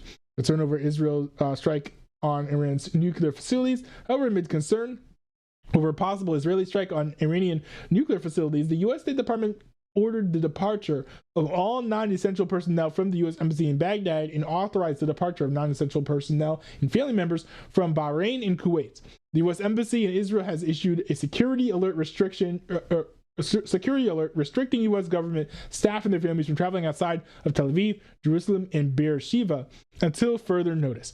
U.S. officials told the broadcaster CBS that Israel is fully ready to launch an attack on Iran, and that Washington anticipates Iran could retaliate on nearby American sites in neighboring Iraq. Oh, wow. So this is not just going to be Iran versus Israel duking it out. Sounds like America could very easily be drawn into an armed conflict here, which is why I was saying in my interview earlier that this is bad news for Trump if he's going to try and posit that after this term he had no new wars, because things are heating up very, very quickly in Iran over these alleged nuclear materials. Donald Trump said personnel are being moved out because it could be a dangerous place, and we'll see what happens. But they have been, or we've given notice to move out, and we'll see what happens. A spokesman for UK Prime Minister Keir Starmer says, the safety of our staff is clearly our top priority, so we are monitoring the situation closely, but I don't have an update in terms of any partial evacuation or otherwise of our own embassies. The commander of Iran's Revolutionary Guards, General Hossein Salami, proclaimed the retaliation to any Israeli attack would be more forceful and destructive than past conflicts. Israel and Iran exchanged missile strikes in spring of autumn last year. And we've also got this clip here. Ladies and gentlemen, we're interrupting the normal course of programming to focus on the following. A senior Iranian security official speaking exclusively to Press TV has warned that the Islamic Republic will surprise the U.S. and Israel if they attempt any aggressive action. In a follow-up to that, the senior official said the U.S.'s reduction of its staff and personnel in the region is not a message of threat, but rather a response to Iran's warnings against their interests. Interesting. So even there, very clearly, they were getting worried. And then later on in the day, I saw this. Trump does not want Israel to attack Iran if a deal can be struck on nuclear program. And I just read the headline because I was busy. Work has been popping off lately. But I'm like, well, if a deal could be struck, then why would they even attack? That doesn't make any sense. It seems a little redundant. Says President Donald Trump said Thursday he does not want Israel to attack Iran as long as an agreement can be reached with Iran on its nuclear program. And we've even got this here from Rapid Response 47. Look, I want to have an agreement with Iran. We're fairly close to an agreement. We are fairly close to a pretty good agreement. It's got to be better than pretty good, though, but it's got to be, I'd much prefer an agreement. As long as I think there is an agreement, I don't want them going in because I think I would blow it. Might help it, actually, but it also could blow it. But we've had very good discussions with Iran. Whether or not we get there, I can't tell you, but it'll happen soon.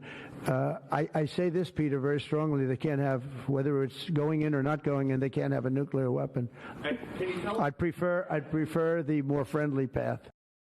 Now, if in the article that we previously read, Donald Trump had a scheduled meeting with Iran to talk about nuclear weapons on this upcoming Sunday. So he has to be very upset about especially now that strikes have actually been issued, he has to be very upset that Israel has sort of jeopardized potential peace talks that could have happened over the weekend. Now, I do wonder if Israel talked to Donald Trump before initiating these strikes. It's very possible that he didn't speak to them. Donald Trump's been very busy. I think he's also probably conferring with the National Guard over all the unrest that's been happening in the kind of like the anti-ICE folks. But yeah, this is a serious situation. We could very easily be drawn into another war. Let's go back to this clip here that we were playing earlier. I'm not sure why. Okay, there we go. Yeah, we're back, boys. We are so back. Span Marchiola in the chat says the EIO agency said it's Friday the 13th. Oh my goodness, you gotta be kidding me. That's crazy. I didn't even stop to think about that.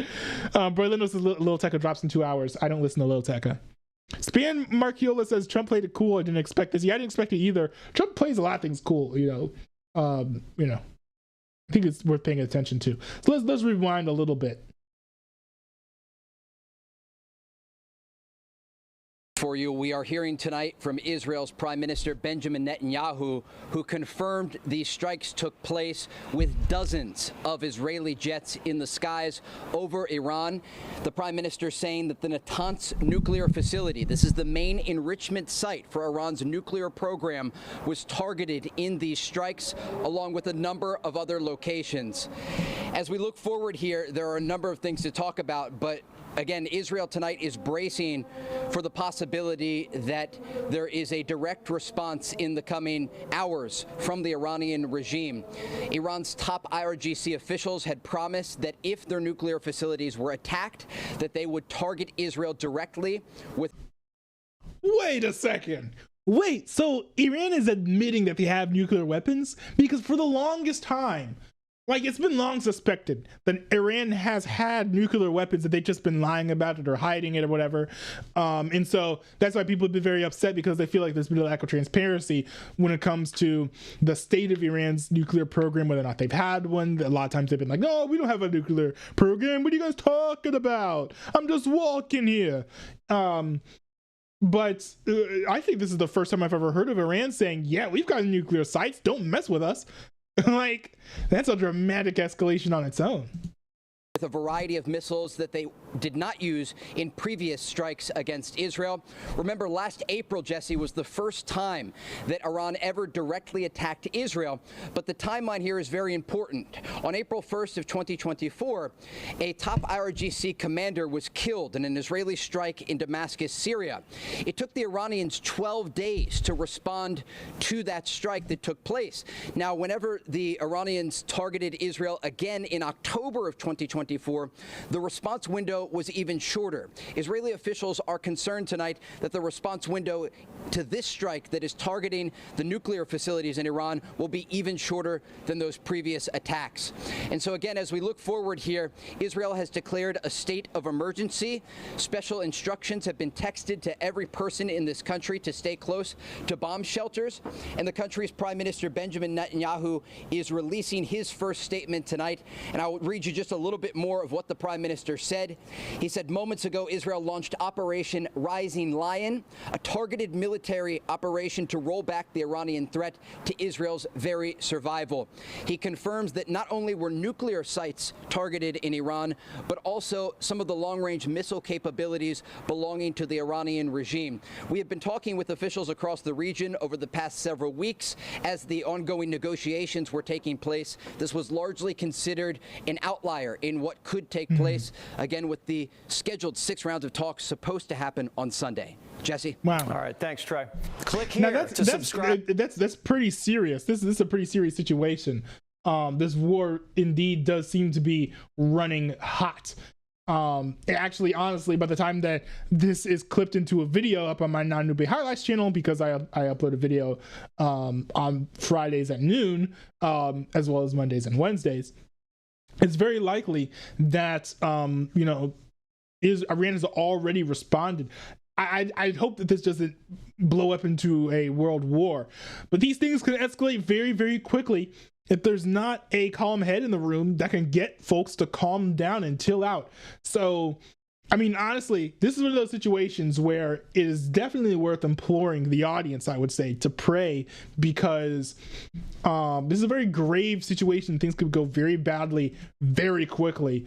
You never know what might happen. But, you know, prayer is powerful and prayer is effective. So it's definitely worth praying about things like these. Berlino says all these new wars over there, nothing happens. I mean, it certainly feels like that if you're not living over there, doesn't it? You know, you're speaking from a privileged place. Now, I'm no Marxist, but I mean, let's call a spade a spade. Okay, Berlino sent a video into my Discord server.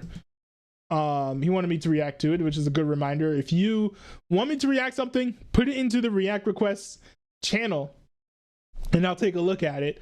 Berlino sent me this. I don't know what this is, but bro needs a maid.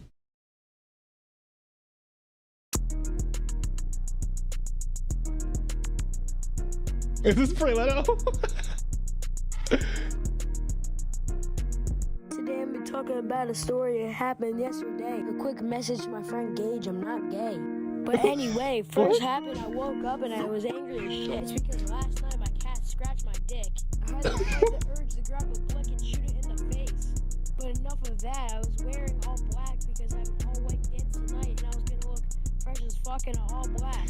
My mom questioned me why and I said I don't want to be built like Super Wide. I want to be built like Uncle Reggie when he's bald as shit. And then I walked outside and it was raining from where I was standing. It was golden and I thought I was getting pissed on, but no, it was just the cartel. Wait, matching the yellow house. Wait, the cartel? Wait, bro, where do you live? You live in Chirac? Wait, what? No, it was just the cartel. Anyways, matching the yellow, I hopped on the yellow school bus and I went to school. Then I went to first class and it was kind of ass. I was kind of pissed because the teacher said he had to leave for 2 months because of shit out another baby. We had to put some thin white stuff on our apples and it was really hard and wood, because it fucking was. That sounds like, are those like, I wonder if it's like those coconut shavings, which by the way, they taste really good. Extremely underrated if that's what you had to put on your food. So I have to go to both science and social studies. So first I walked into science and she was all about some chromosome bullshit. I also got reminded is we have weekly fucking quizzes and I remembered that I have the right to smack the shit out of my teacher. I did that and I saw the teacher send me to the principal's office and shit. Wait, is that like a Club Penguin stuffed animal? The blue one? I can't see it. Oh no, it's not. It's not. Teacher sent me to the principal's office and shit. And she was just over exaggerating. Like, it wasn't even that bad. It was just red and purple as shit.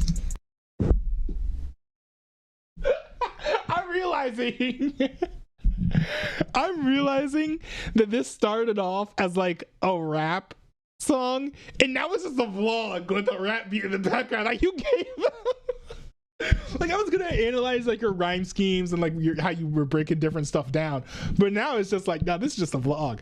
This is just a vlog.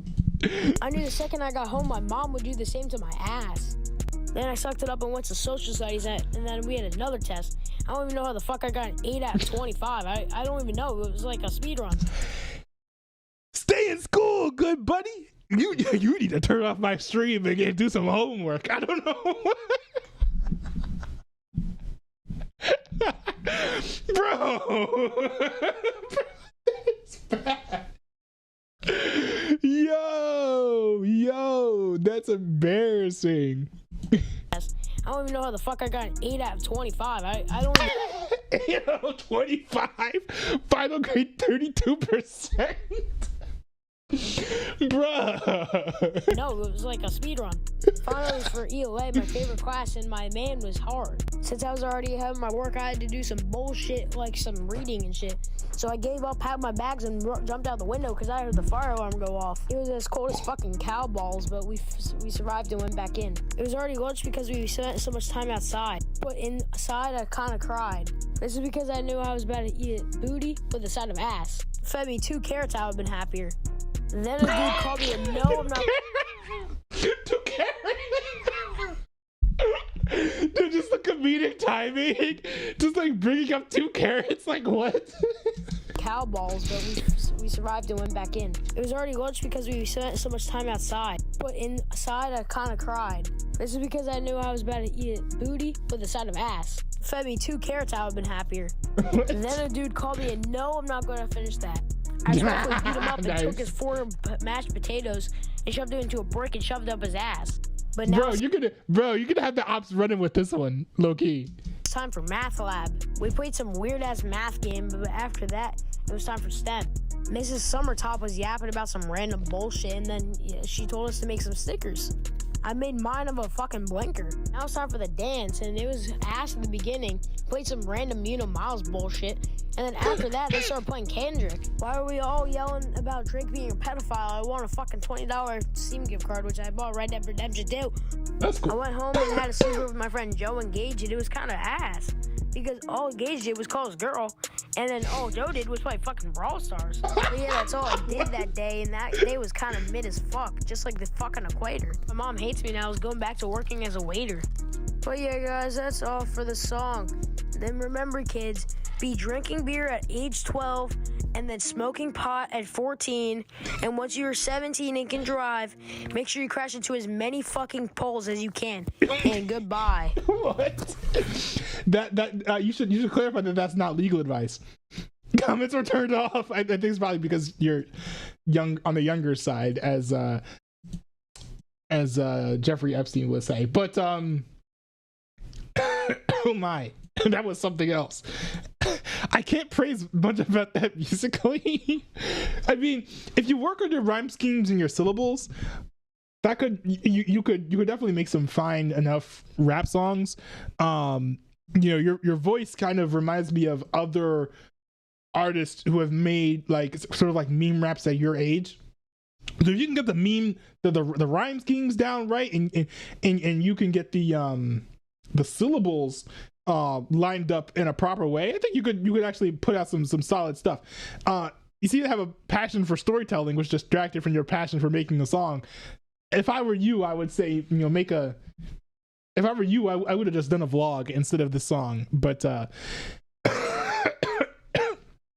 is an interesting concept. And I will say, if you walk around with that Fortnite blicky and all masked up in the schools, then you probably put the ops on notice with that one.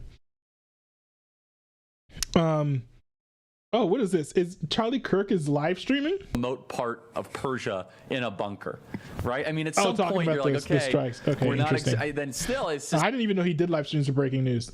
But anyways, I'm gonna react to some other stuff.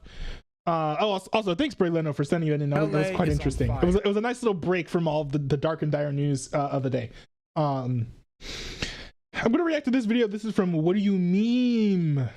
This is called Christians, You're About to Pick a Side. This is about, I think it's about like the riots and stuff, but other things as well that's going on in American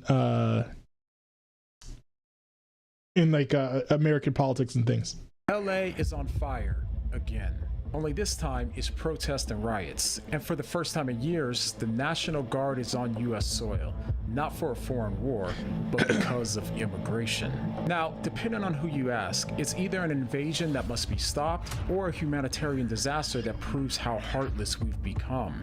But if we don't see what's really happening underneath all of this, then you'll end up defending something that Jesus never would. So let's break down what's really happening, expose what both sides miss, and how a gospel perspective changes everything. To understand what's really going on in LA, you need to know what just happened and why it exploded so fast. This all started with the immigration raids. On Friday morning, ICE agents stormed multiple sites across Los Angeles, bursting into places like clothing warehouses and the fashion district. People filmed as agents in riot gear dragged workers into unmarked vans. People shouted at the agents, some threw things at them, and others spray painted ICE trucks in real time. And here's where things really started to escalate. One of the people arrested was David Huerta, the president of SEIU California. So when people saw that Kezia Matheson said Christian Discord servers proxy boys get gutted. I don't know what that means, but if you want to join a Christian Discord server, mine's Christian enough, I would say. Go to dscrd.ntmwb.cc. It's the place you want to be if you want to chat with me. It's where my Discord server is. If you want to send me React requests, go right ahead and do that. But yeah, that's a Christian Discord server. union leader was slammed to the ground and hauled off, the tension boiled over, and by Saturday, it was chaos. In Los Angeles has suffered its third and worst day of the riot so far. Protesters and federal agents clashing in Southern California. Los Angeles, City of Angels, now on fire. In Paramount, a Latino-majority neighborhood, protesters showed up after ICE raided a Home Depot where day laborers gathered. The chant was simple: ICE, go home. But by 4 p.m., things only got worse. Rocks were flying, bottles shattered windshields. One Molotov cocktail reportedly injured 3 deputies. A car was set on fire in the middle of an intersection. Riot cops moved in, and Trump deployed the National Guard. For the first time in decades, a president sent U.S. troops into the state without the governor's permission. Armored vehicles rode into LA. By the way, that's legal. There are people who are complaining like, oh, it's illegal for him to do that. No, it's quite legal. Powers, you can look it up. It's called like Title 10 or something. Trump is a unilateral authority to deploy the National Guard. Lyndon Baines Johnson has done this in the past. Now, the governors don't like it, of course, but that doesn't mean that it's illegal to do. Streets were locked down. Protesters were tear gassed outside of the federal detention center downtown. Now, some are calling it justice, and others are calling it martial law. But here's why things get so complicated for those of us that are Christian. On the one hand, when we look at all of the chaos going on in LA right now, it makes it easy for us to understand those who say, rules are rules. You shouldn't be here illegally, and you knew the risk. You broke the law, so now you pay the price. Now, some might hear this as hate, but at the same time, borders matter. That's how civilizations work. Law matters. If we abandon that, we don't get justice, we get anarchy. Bray Leno in the chat says tear gas is crazy. No, tear gas is the opposite. It's sane, because you had these people who were refusing to leave after repeated warnings. What else are you supposed to do? I mean, fire live rounds? Offer Hello Kitty stuffed animals? Like, they're only, if you've got all these people gathering, especially committing acts of violence, and they're refusing to go away, then after a while you're gonna have to use something like tear gas, unless you're gonna allow them to continue to be lawless, which I don't think is what most people would want them to do.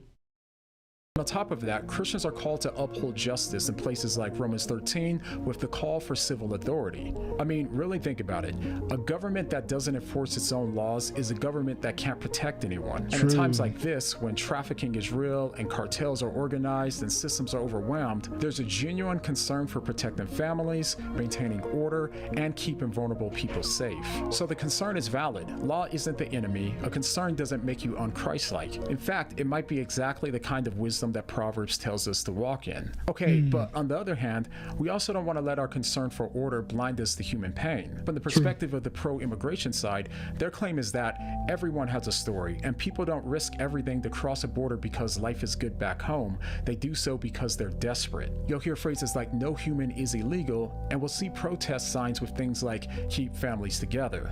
And for those of us who personally have friends and family that are immigrants, we understand just how complicated and difficult the process of immigration is, and that only elevates tension for a lot of people. We hear stories of kids being separated from parents, of families fleeing cartel violence, and of people just trying to survive. And then there's also the biblical arguments in support of this position. We read all of the commands in scripture to care for the foreigner, care for the outsider, and the one on the margins. We remember that, in a sense, Jesus himself experienced forced displacement.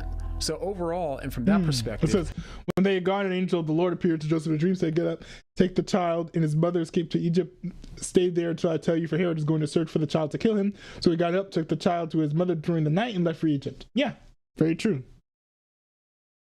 There's a real concern with us being so obsessed with legal status that we forget that we're talking about image bearers with real lives. So for a lot of Christians, this entire situation can be tricky because there's a strong need to protect our borders, but also a real desire to love and care for our neighbors. However, both sides here have a massive problem that they seem to be missing. For a lot of us Christians, this isn't just about a political divide, it's a spiritual tug of war, because the deeper you go, the more it starts to feel like both sides are handling this from the perspective of the world rather than a gospel perspective. Well, I mean, yeah, these aren't Christians. I wouldn't characterize Donald Trump as a Christian.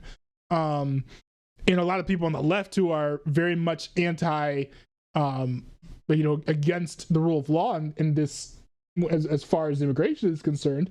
A lot of them are not believers either. I think there are many believers amongst them, but I mean, primarily, I don't think that it's mostly believers leading that movement.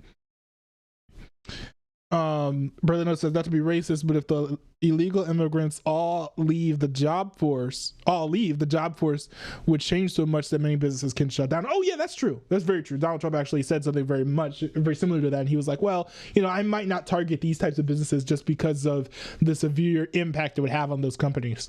He said that today. Berlino says, not trying to be racist or anything. Yeah, no, that's not being racist at all. That's just a fact. And that's just accurate and astute economic analysis. But before we get into that, we need to take a second to mention the perfect sponsor for a video like this. Ground News. Ground News gathers articles from over 50,000 sources and shows you how they're being covered across the political spectrum so that way you can see the full picture. For example, when it comes to these riots, over 450 sources have covered the 700 Marines being deployed, and out of those, 25% are left-leaning, while 20% are right-leaning, but they're covering the story from entirely different perspectives. The left emphasizes how a defense official called this a manufactured crisis provoked by Trump, while the right frames the deployment of the Marines as supporting the National Guard. The bias couldn't be more clear. Ground News is gaining a lot of attention lately for their work. They were recently recognized by the Nobel Peace Center for their impact on media literacy. And it's not hard to see why. As you could probably tell by now, I like to get both sides of an issue, and I like to think it through myself before I speak about the issue publicly. Now, I don't like to speak against a sponsor in a YouTube video, but All Sides is also pretty good,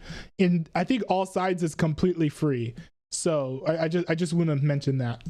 And Ground News is the perfect tool for that. So Ground News has become a valuable tool for me, especially as a Christian seeking truth and integrity in media. And if you want to try Ground News today, go ahead and go to groundnews.com/whatdoyoumeme and get 40% off of unlimited access with the Vantage plan. Okay, now back to this complex immigration problem and how both sides have a massive problem that they seem to be missing. On the one side, those against the ICE raids, we often see the trap of empathy without wisdom. The world often goes so far into embracing empathy that everything is permitted, even if it means not protecting others and doing what's best for them. This side leads with compassion, which can be a really good thing in a lot of cases, but here's where the mindset goes sideways. When compassion becomes the only value, truth gets pushed out the back door, and before you know it, lawlessness is excused, and dangerous systems and activities get a pass. The end result is that entire cities buckle under pressure because nobody wants to say, okay, enough is enough. Riots put people in danger and cost their own cities millions of dollars, and in the name of empathy and kindness, it's enablement.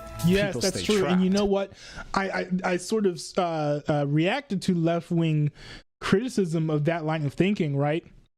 Because the wisecrack guy, I forget his name, Michael Burns or something, did a horrible video that was riddled with lies. I was actually astounded, fact checking his lies in real time, about like the sin of empathy, where it's like portraying the right as being evil in hating empathy because because we're catching on to the fact that the left is weaponizing empathy and sort of manipulate people into supporting their causes when logic does not get you to a place of supporting their positions. Illegal immigration being one of those positions. So yeah, I kind of see what he's talking about here.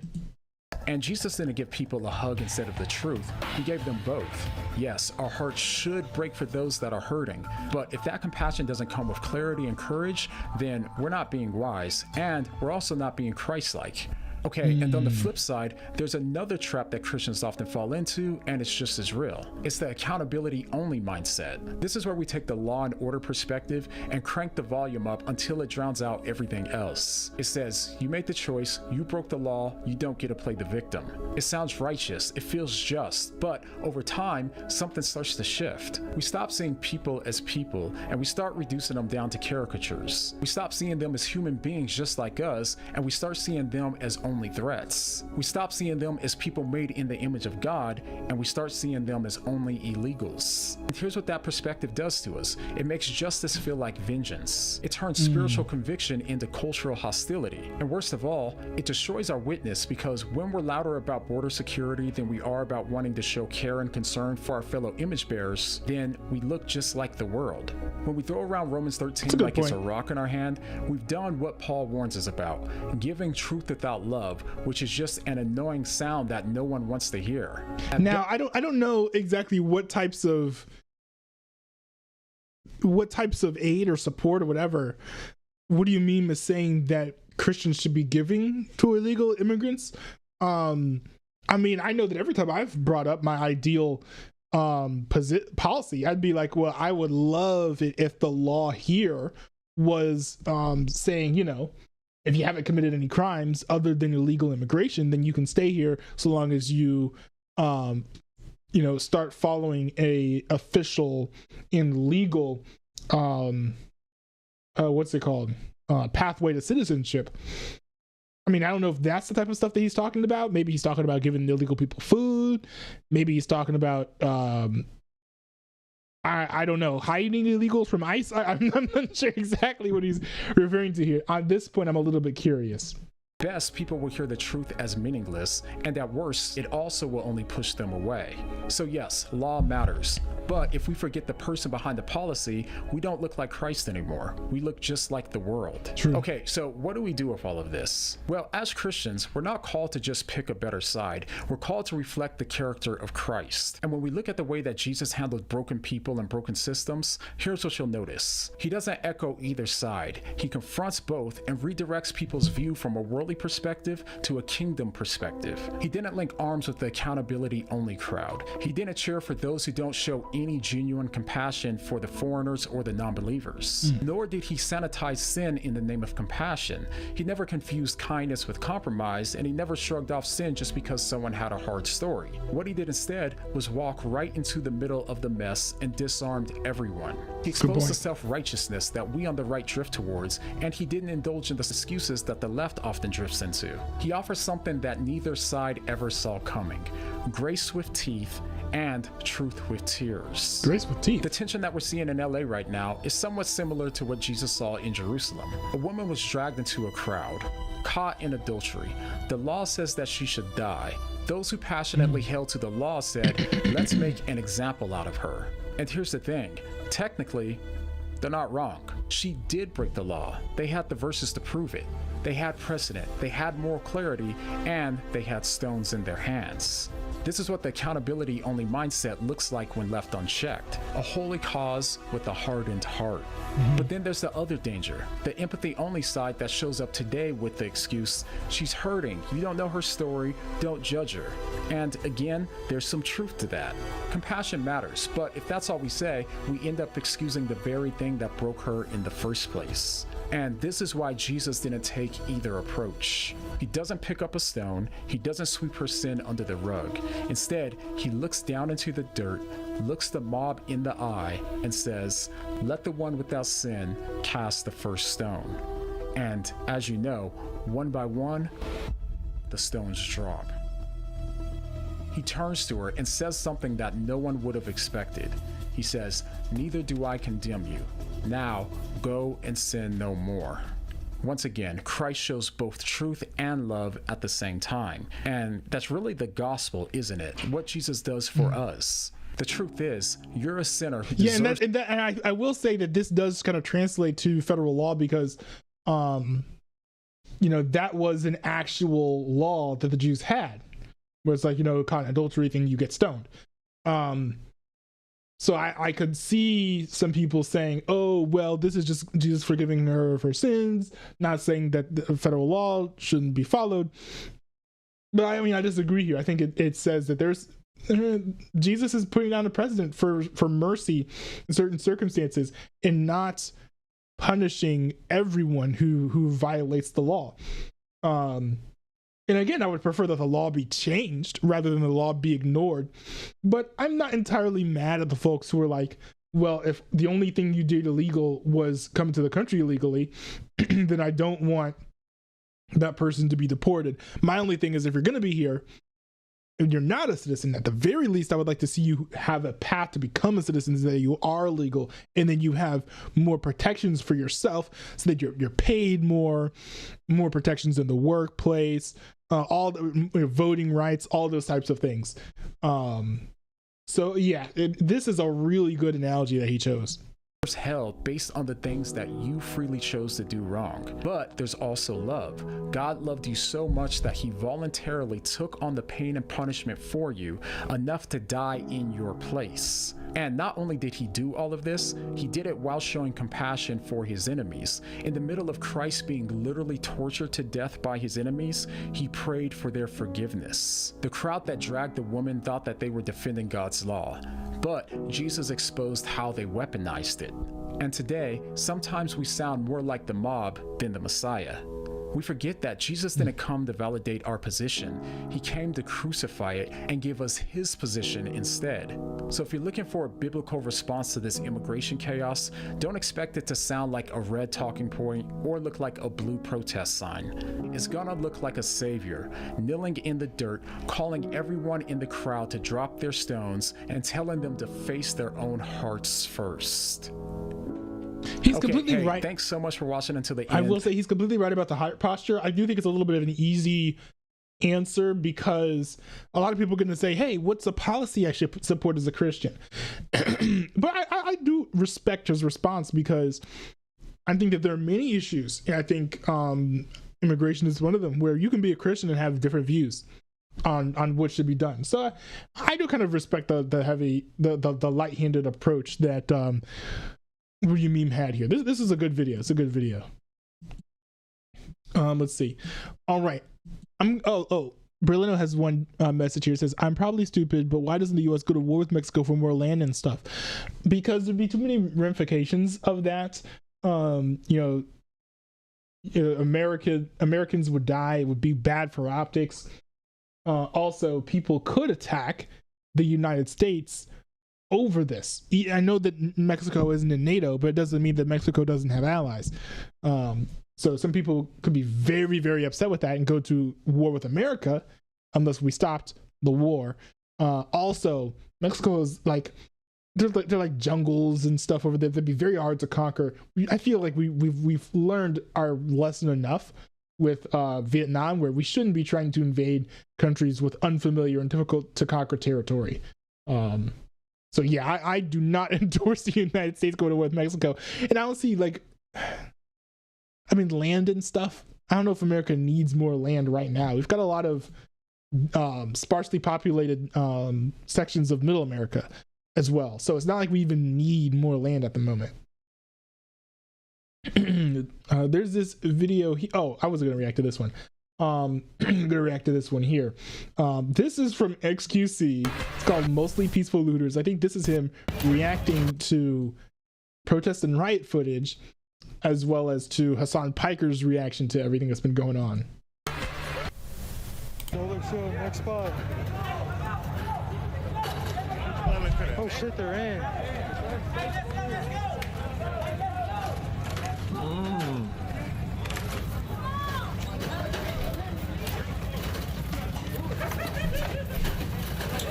Guys. One thing that's very interesting is that when it's evening, I find this very fascinating. When it's evening, the looters do not look anything like the protesters who are out there in the daytime. They're always younger here, wearing like these like more durable, almost industrial clothing, right? Like a lot of like cargos and stuff, black clothes, boots, masks, hoodies. This is not the same attire that you see in the daytime protests at all. A lot of older people, not old people, but like grown adults. A lot of these look like 16-year-olds, wearing brighter colors, waving flags, not wearing boots. They might be masked up, but they don't look as conspicuous. So I always find it very interesting. It's like a completely different group is here in the evening than in the daytime. Braylon says YN's for real. Yeah, for real. Guys, I don't care about this. I don't care. Okay. I'm not doing politics today. I'm not doing politics, okay? Guys, this is empowerment. This is empowerment. Yeah, this is going to be 7 minutes left and not doing politics. Trust. Okay? This is this is they have insurance, one, and two, it redistributes the wealth. So and this is empowering. So I mean, I don't care. I'm not gonna get mad about this. Whatever, man. Do your thing, bro. Do your thing, bro. It's a great response to this. That's hilarious.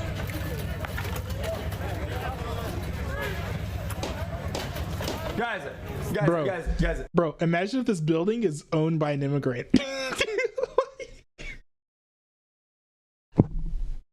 Actually, no, that's not funny. That's not funny. But the irony is like, man.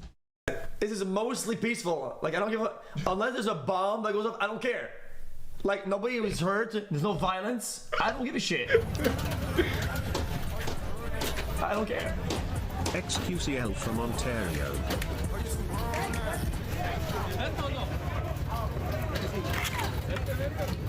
If I could, I would compare this to the actions of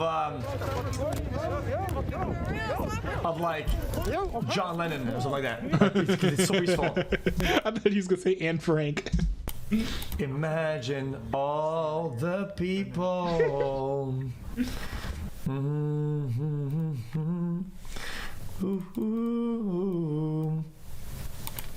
It's the protesters moving them on through the heart of LA. I remember this. I remember this. Okay, I want to give some analysis to this because people are like, oh no, she got shot in the thigh with a rubber bullet. Those could be fatal. Well, yes, they could be fatal. Usually it's only fatal if you get shot in the eye, okay? But also, look at what's happening here, okay? Watch your surroundings, okay? Okay, we've got a couple cars here. We've got some people milling about. And I think earlier in this footage, there was some warnings that would be given on loudspeakers saying, like, you know, disperse, get onto the sidewalk and all that stuff. Look what happens. We've got the red car coming around behind the reporter, and then she gets shot. So maybe I'm being a little bit too giving too much of the benefit of the doubt to the officer. But in my opinion, I think it's like, well, they said multiple times, move. These people haven't moved. This car is trying to come into this lane and the reporter's standing in the middle of the way. This person gotta go.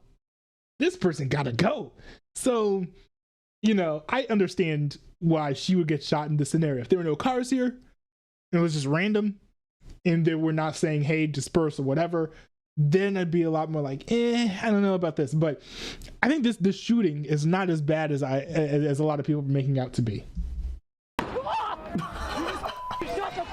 Other bullets of protesters moving them on through the heart of LA. The heart of LA. You just shot the other bullets of protesters moving them on. Jesus, them. Circus all staged, boring, ridiculous take. Chat, is there a way to report on this news without being that close? My man, you should check out the yes, band you can. Turnstile new album Never Enough. But the footage isn't as good. So. No, apparently. Chris walking 5,000 kilometers just to say the country is better. What? True.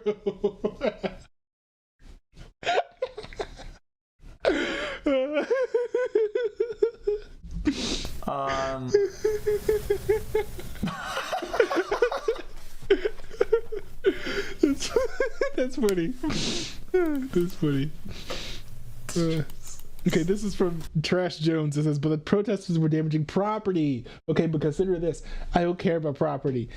People getting mad in the comments, I don't know what to tell you. You should also care about people's lives more than you care about property. Take a long, hard look in the mirror.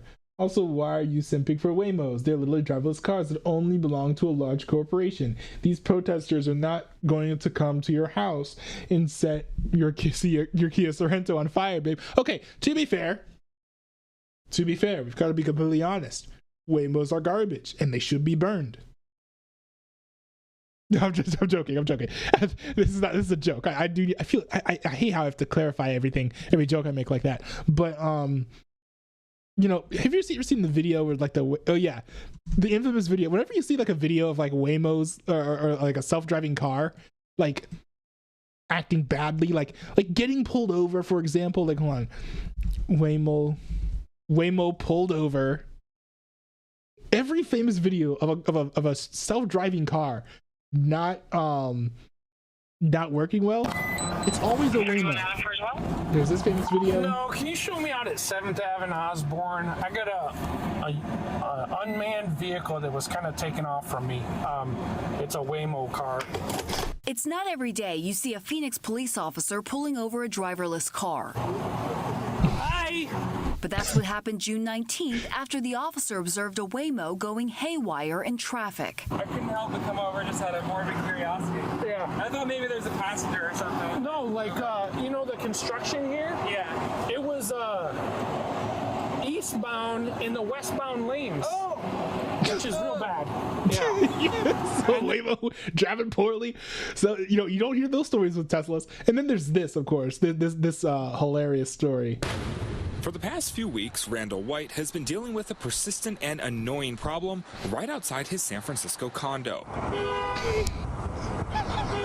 So I was like, where's that coming from? I looked down and I was like, I think it's coming from the Waymo cars. This parking lot full of driverless Waymo cars has had multiple incidents where suddenly the vehicles become confused and start honking all at each other. White says he heard it for the first time about 2 weeks ago after he was woken up around 4 a.m. Then it happened again and again. And I started thinking, well, this is just like blocking each other and honking like idiots.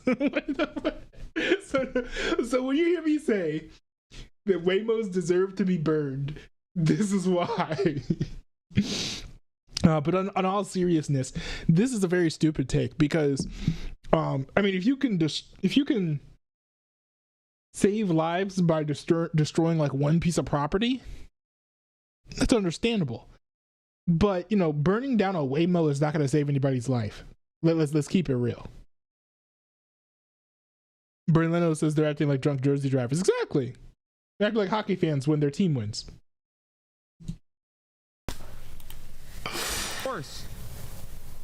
Of course. But secondly, even if someone were to burn my fucking leased car, like I still have insurance.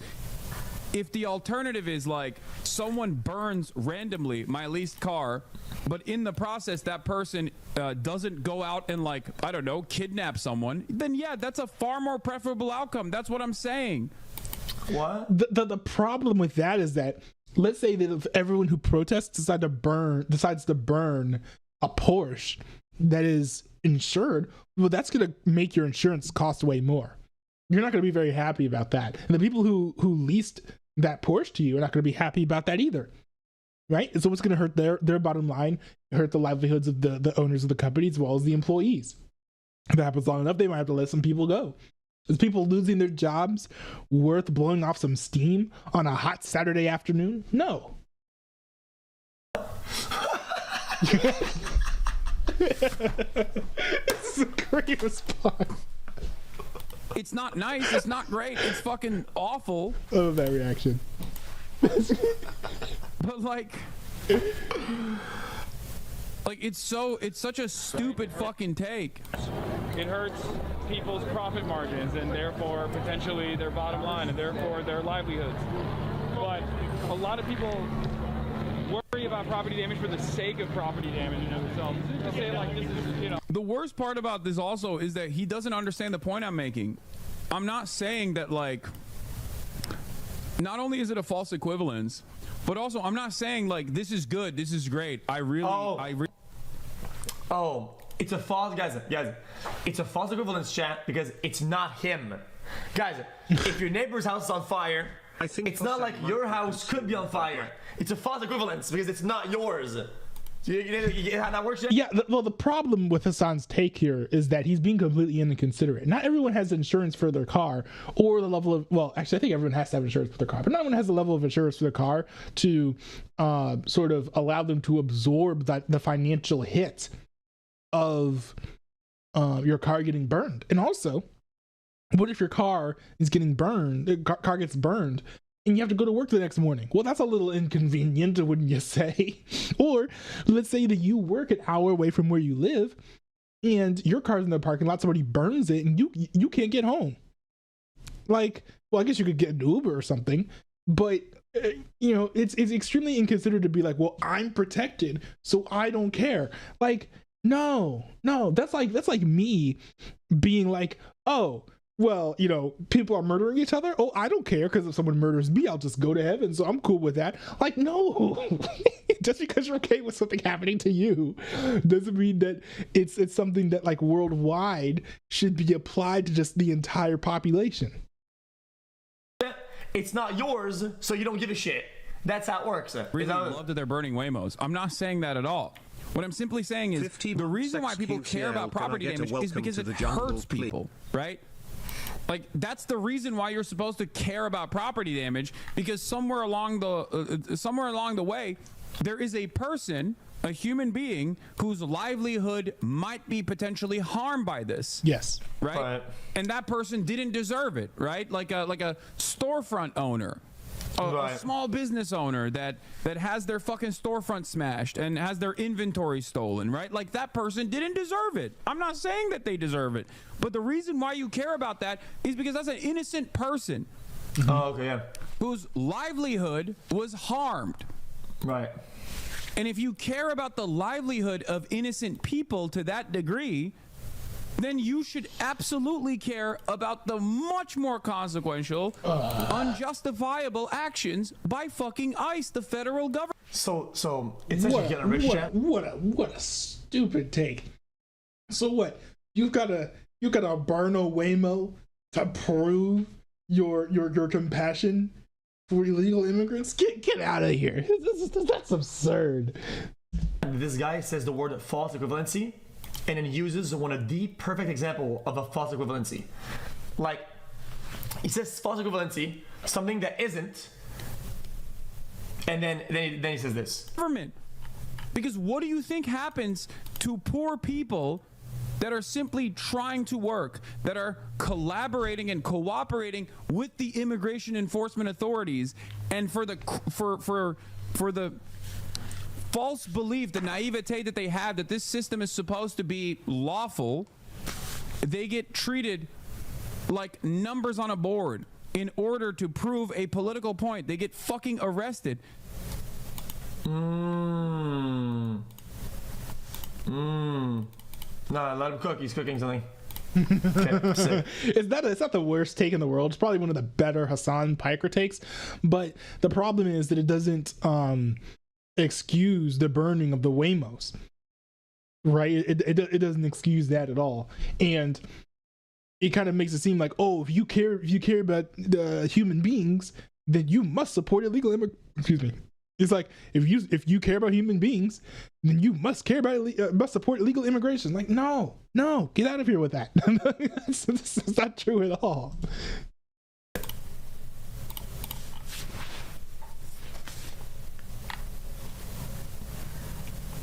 So yeah, I read that already. But the police is damaged property. So this, I don't give a fuck about property. Chat. This mindset comes from people, chat, that have nothing in it. I'm not trying to be rude, chat. I didn't think about that, but that's so true.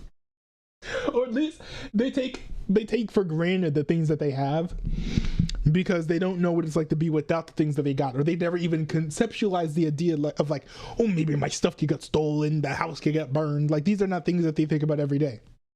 So he's kind of nailed it right here. People who don't care about stuff have nothing. Like, people who say they don't care about houses and homeowners and shit like that, they don't have a house. Like, it's the people, like I always say, it's the people at the bottom that always act like they know what it's like elsewhere, but you have nothing. Like, I mean, the person's name is Trash Jones. Just saying. Anyway. Let's go look for next. You already saw this. Oh shit, they're in. Yeah, we already saw that video. You're an idiot. They're sick of playing games. You're an immigrant. You're back to Canada. First of all, is he streaming from Canada? I thought for sure he's streaming from Canada. But also, did he migrate legally?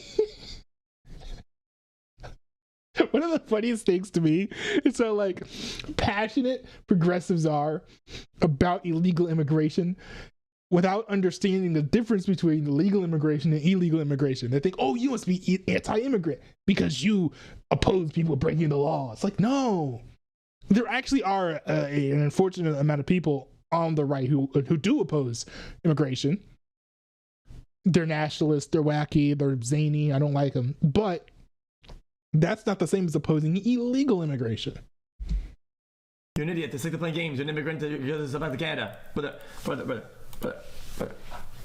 I was invited to be here. Docas lock in Felix PLS lock in. Guys.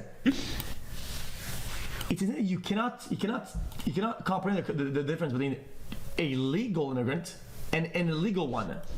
I'm on a fucking O1 visa. I am more wanted and needed than you in your own country, little buddy. Bro, I was more invited than you were. I'm on an O1. You're never gonna tell me, bro. This shit comes from the way to the top of you fucking busting loser, cocklord fuck. Brother, now go let the squatters in your home. Okay? Now go let people rob your shit and burn your car. Okay? Because it's the right thing to do, dude. Because dude. It's what is just natural to happen, buddy. Can I come to your house? I'd like to live there, please, sir. I'd like to squat to your house because it's legal. Paper.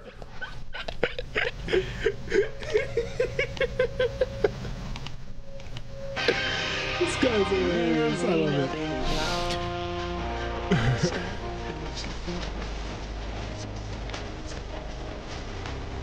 Oh my goodness, the way the audio is garbled whenever music starts playing is ridiculous.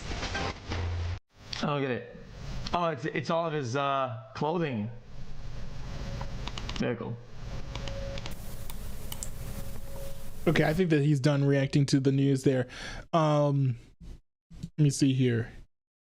Bray Leno said, I cuz my finger on a spoon? I don't know what that means. Jalapeno Pepper says 3 viewers. That's a disgrace. I got you. I appreciate that, man. I got you too. I actually get more views on the Non-Newbie Highlights channel than on the live streams, even though all the footage that goes there is from my live streams. It's kind of interesting. I think this stream is the first time I ever hit double digits. I want to say. I think I probably have like my all-time high record of viewership. I think I had like 20 something or 30 something viewers, which I've never had viewers that high before. Remember when the chat said you just punched him in the face? It's supposed to be like a bro fist, dude. Like, I'm sorry. Brelendo said I put my grades in your chat Discord. No, you didn't have to. You didn't have to. You have to embarrass yourself like that, man. It's not worth it. It's not worth it. Bro, you're going to be over here in my Discord server bragging about your 38 report cards? Like 38% report cards? Come on, bro.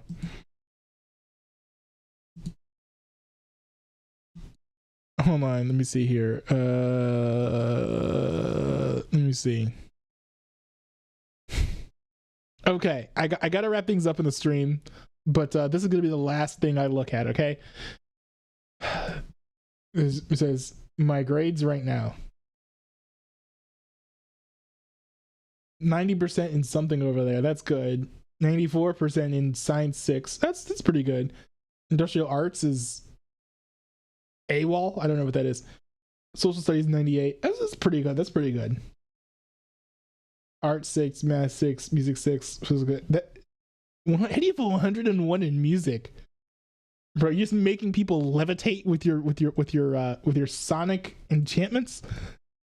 Like, it's impressive though. It's pretty good. I think it's better. Those are better grades, like school years, than I've gotten in most years of my schooling career. So you're killing it, at least in public school. So nice. Brandon says, like, good at music. Yeah, you're good at music, but you're bad at rap. That does not mean that rap is not music. Rap is music. You're just bad at rap. Get better. I believe in you though. I think you can do it. Oh man. Here, let me pull this up. All right, thanks everyone for tuning into the stream. I do appreciate you guys popping in here. We had so many folks in the stream, it was a delight to have you all there. Nice to see you guys hopping in the live chat. But that's because the stream is ending does not mean that you can't keep talking to me, because I have a Discord server. It's on the screen now. It's dscrd.ntnwb.cc is the place you want to be if you want to chat with me. Send stuff into the react request if you want me to react to something on stream, and I will react to it. Also, I stream sporadically, okay? So if you want to see me on a more regular basis, subscribe to the Non-Newbie Highlights channel. I upload videos every Monday, Wednesday, and Friday, all at noon. Also, a good reason to join the Discord servers, because if you join the Discord server, you can hop onto the stream with me, talk with me, debate me, ask me questions, all that good stuff. You do that there. It's a great place to be. Yeah, I think that's pretty much it. So thanks everyone who tuned into the stream. I really do appreciate you guys. It's kind of a big night with all the news going on. Props to Braylo. Thanks Braylo for popping into the stream. It was nice to see you here again. Of course, thanks to the Angry Canadian. It's great to see him as well and chat with him on the stream. GH, it was nice to see you here in the chat as well. Yandel XX, I don't know who that is. It was nice to see you in the chat as well. Illegal immigrants. I'm not going to say go back to where you came from, but follow the law. Studio Mix is here in the chat. Said asking some questions. That was cool. I love Congress. I love Congress. Guess me a question to the left, but I think it was respectful. I appreciate you sending me questions to the YouTube chat, because I like having dialogues with people on the left. I think it's important for people who disagree with each other to have dialogues and discussions, and it's important for people on the left to push the people on the right, people on the right to push the people on the left. So I really appreciate your feedback here. Studio Mixes, also thanks for popping into the chat as well. Jason Cook, KBW, Frequency. Great to see all of you guys in the chat as well. Crying Orc, it was nice to see you pop in, as well as I'm Not Human. Span Marchiola had some interesting things to say. Thanks for popping into the chat as well. And Mr. Pizza. Nice to see you in the chat, Mr. Pizza. It was nice to see you pop in there for a second. Sorry I couldn't read your message in real time, but that was really cool. And also Kessia Matheson. I hope you find the Christian Discord server that you're looking for. Also, Jalapeno Pepper had some fun things to say as well. It's nice to see Jalapeno Pepper in there too. For everyone who subscribed to the channel, I really do appreciate each and every one of you, because a lot of people hop into the stream and they don't subscribe. So it's not lost on me when you decide to subscribe to the channel. But yeah, that's pretty much all I got. Peace out, y'all.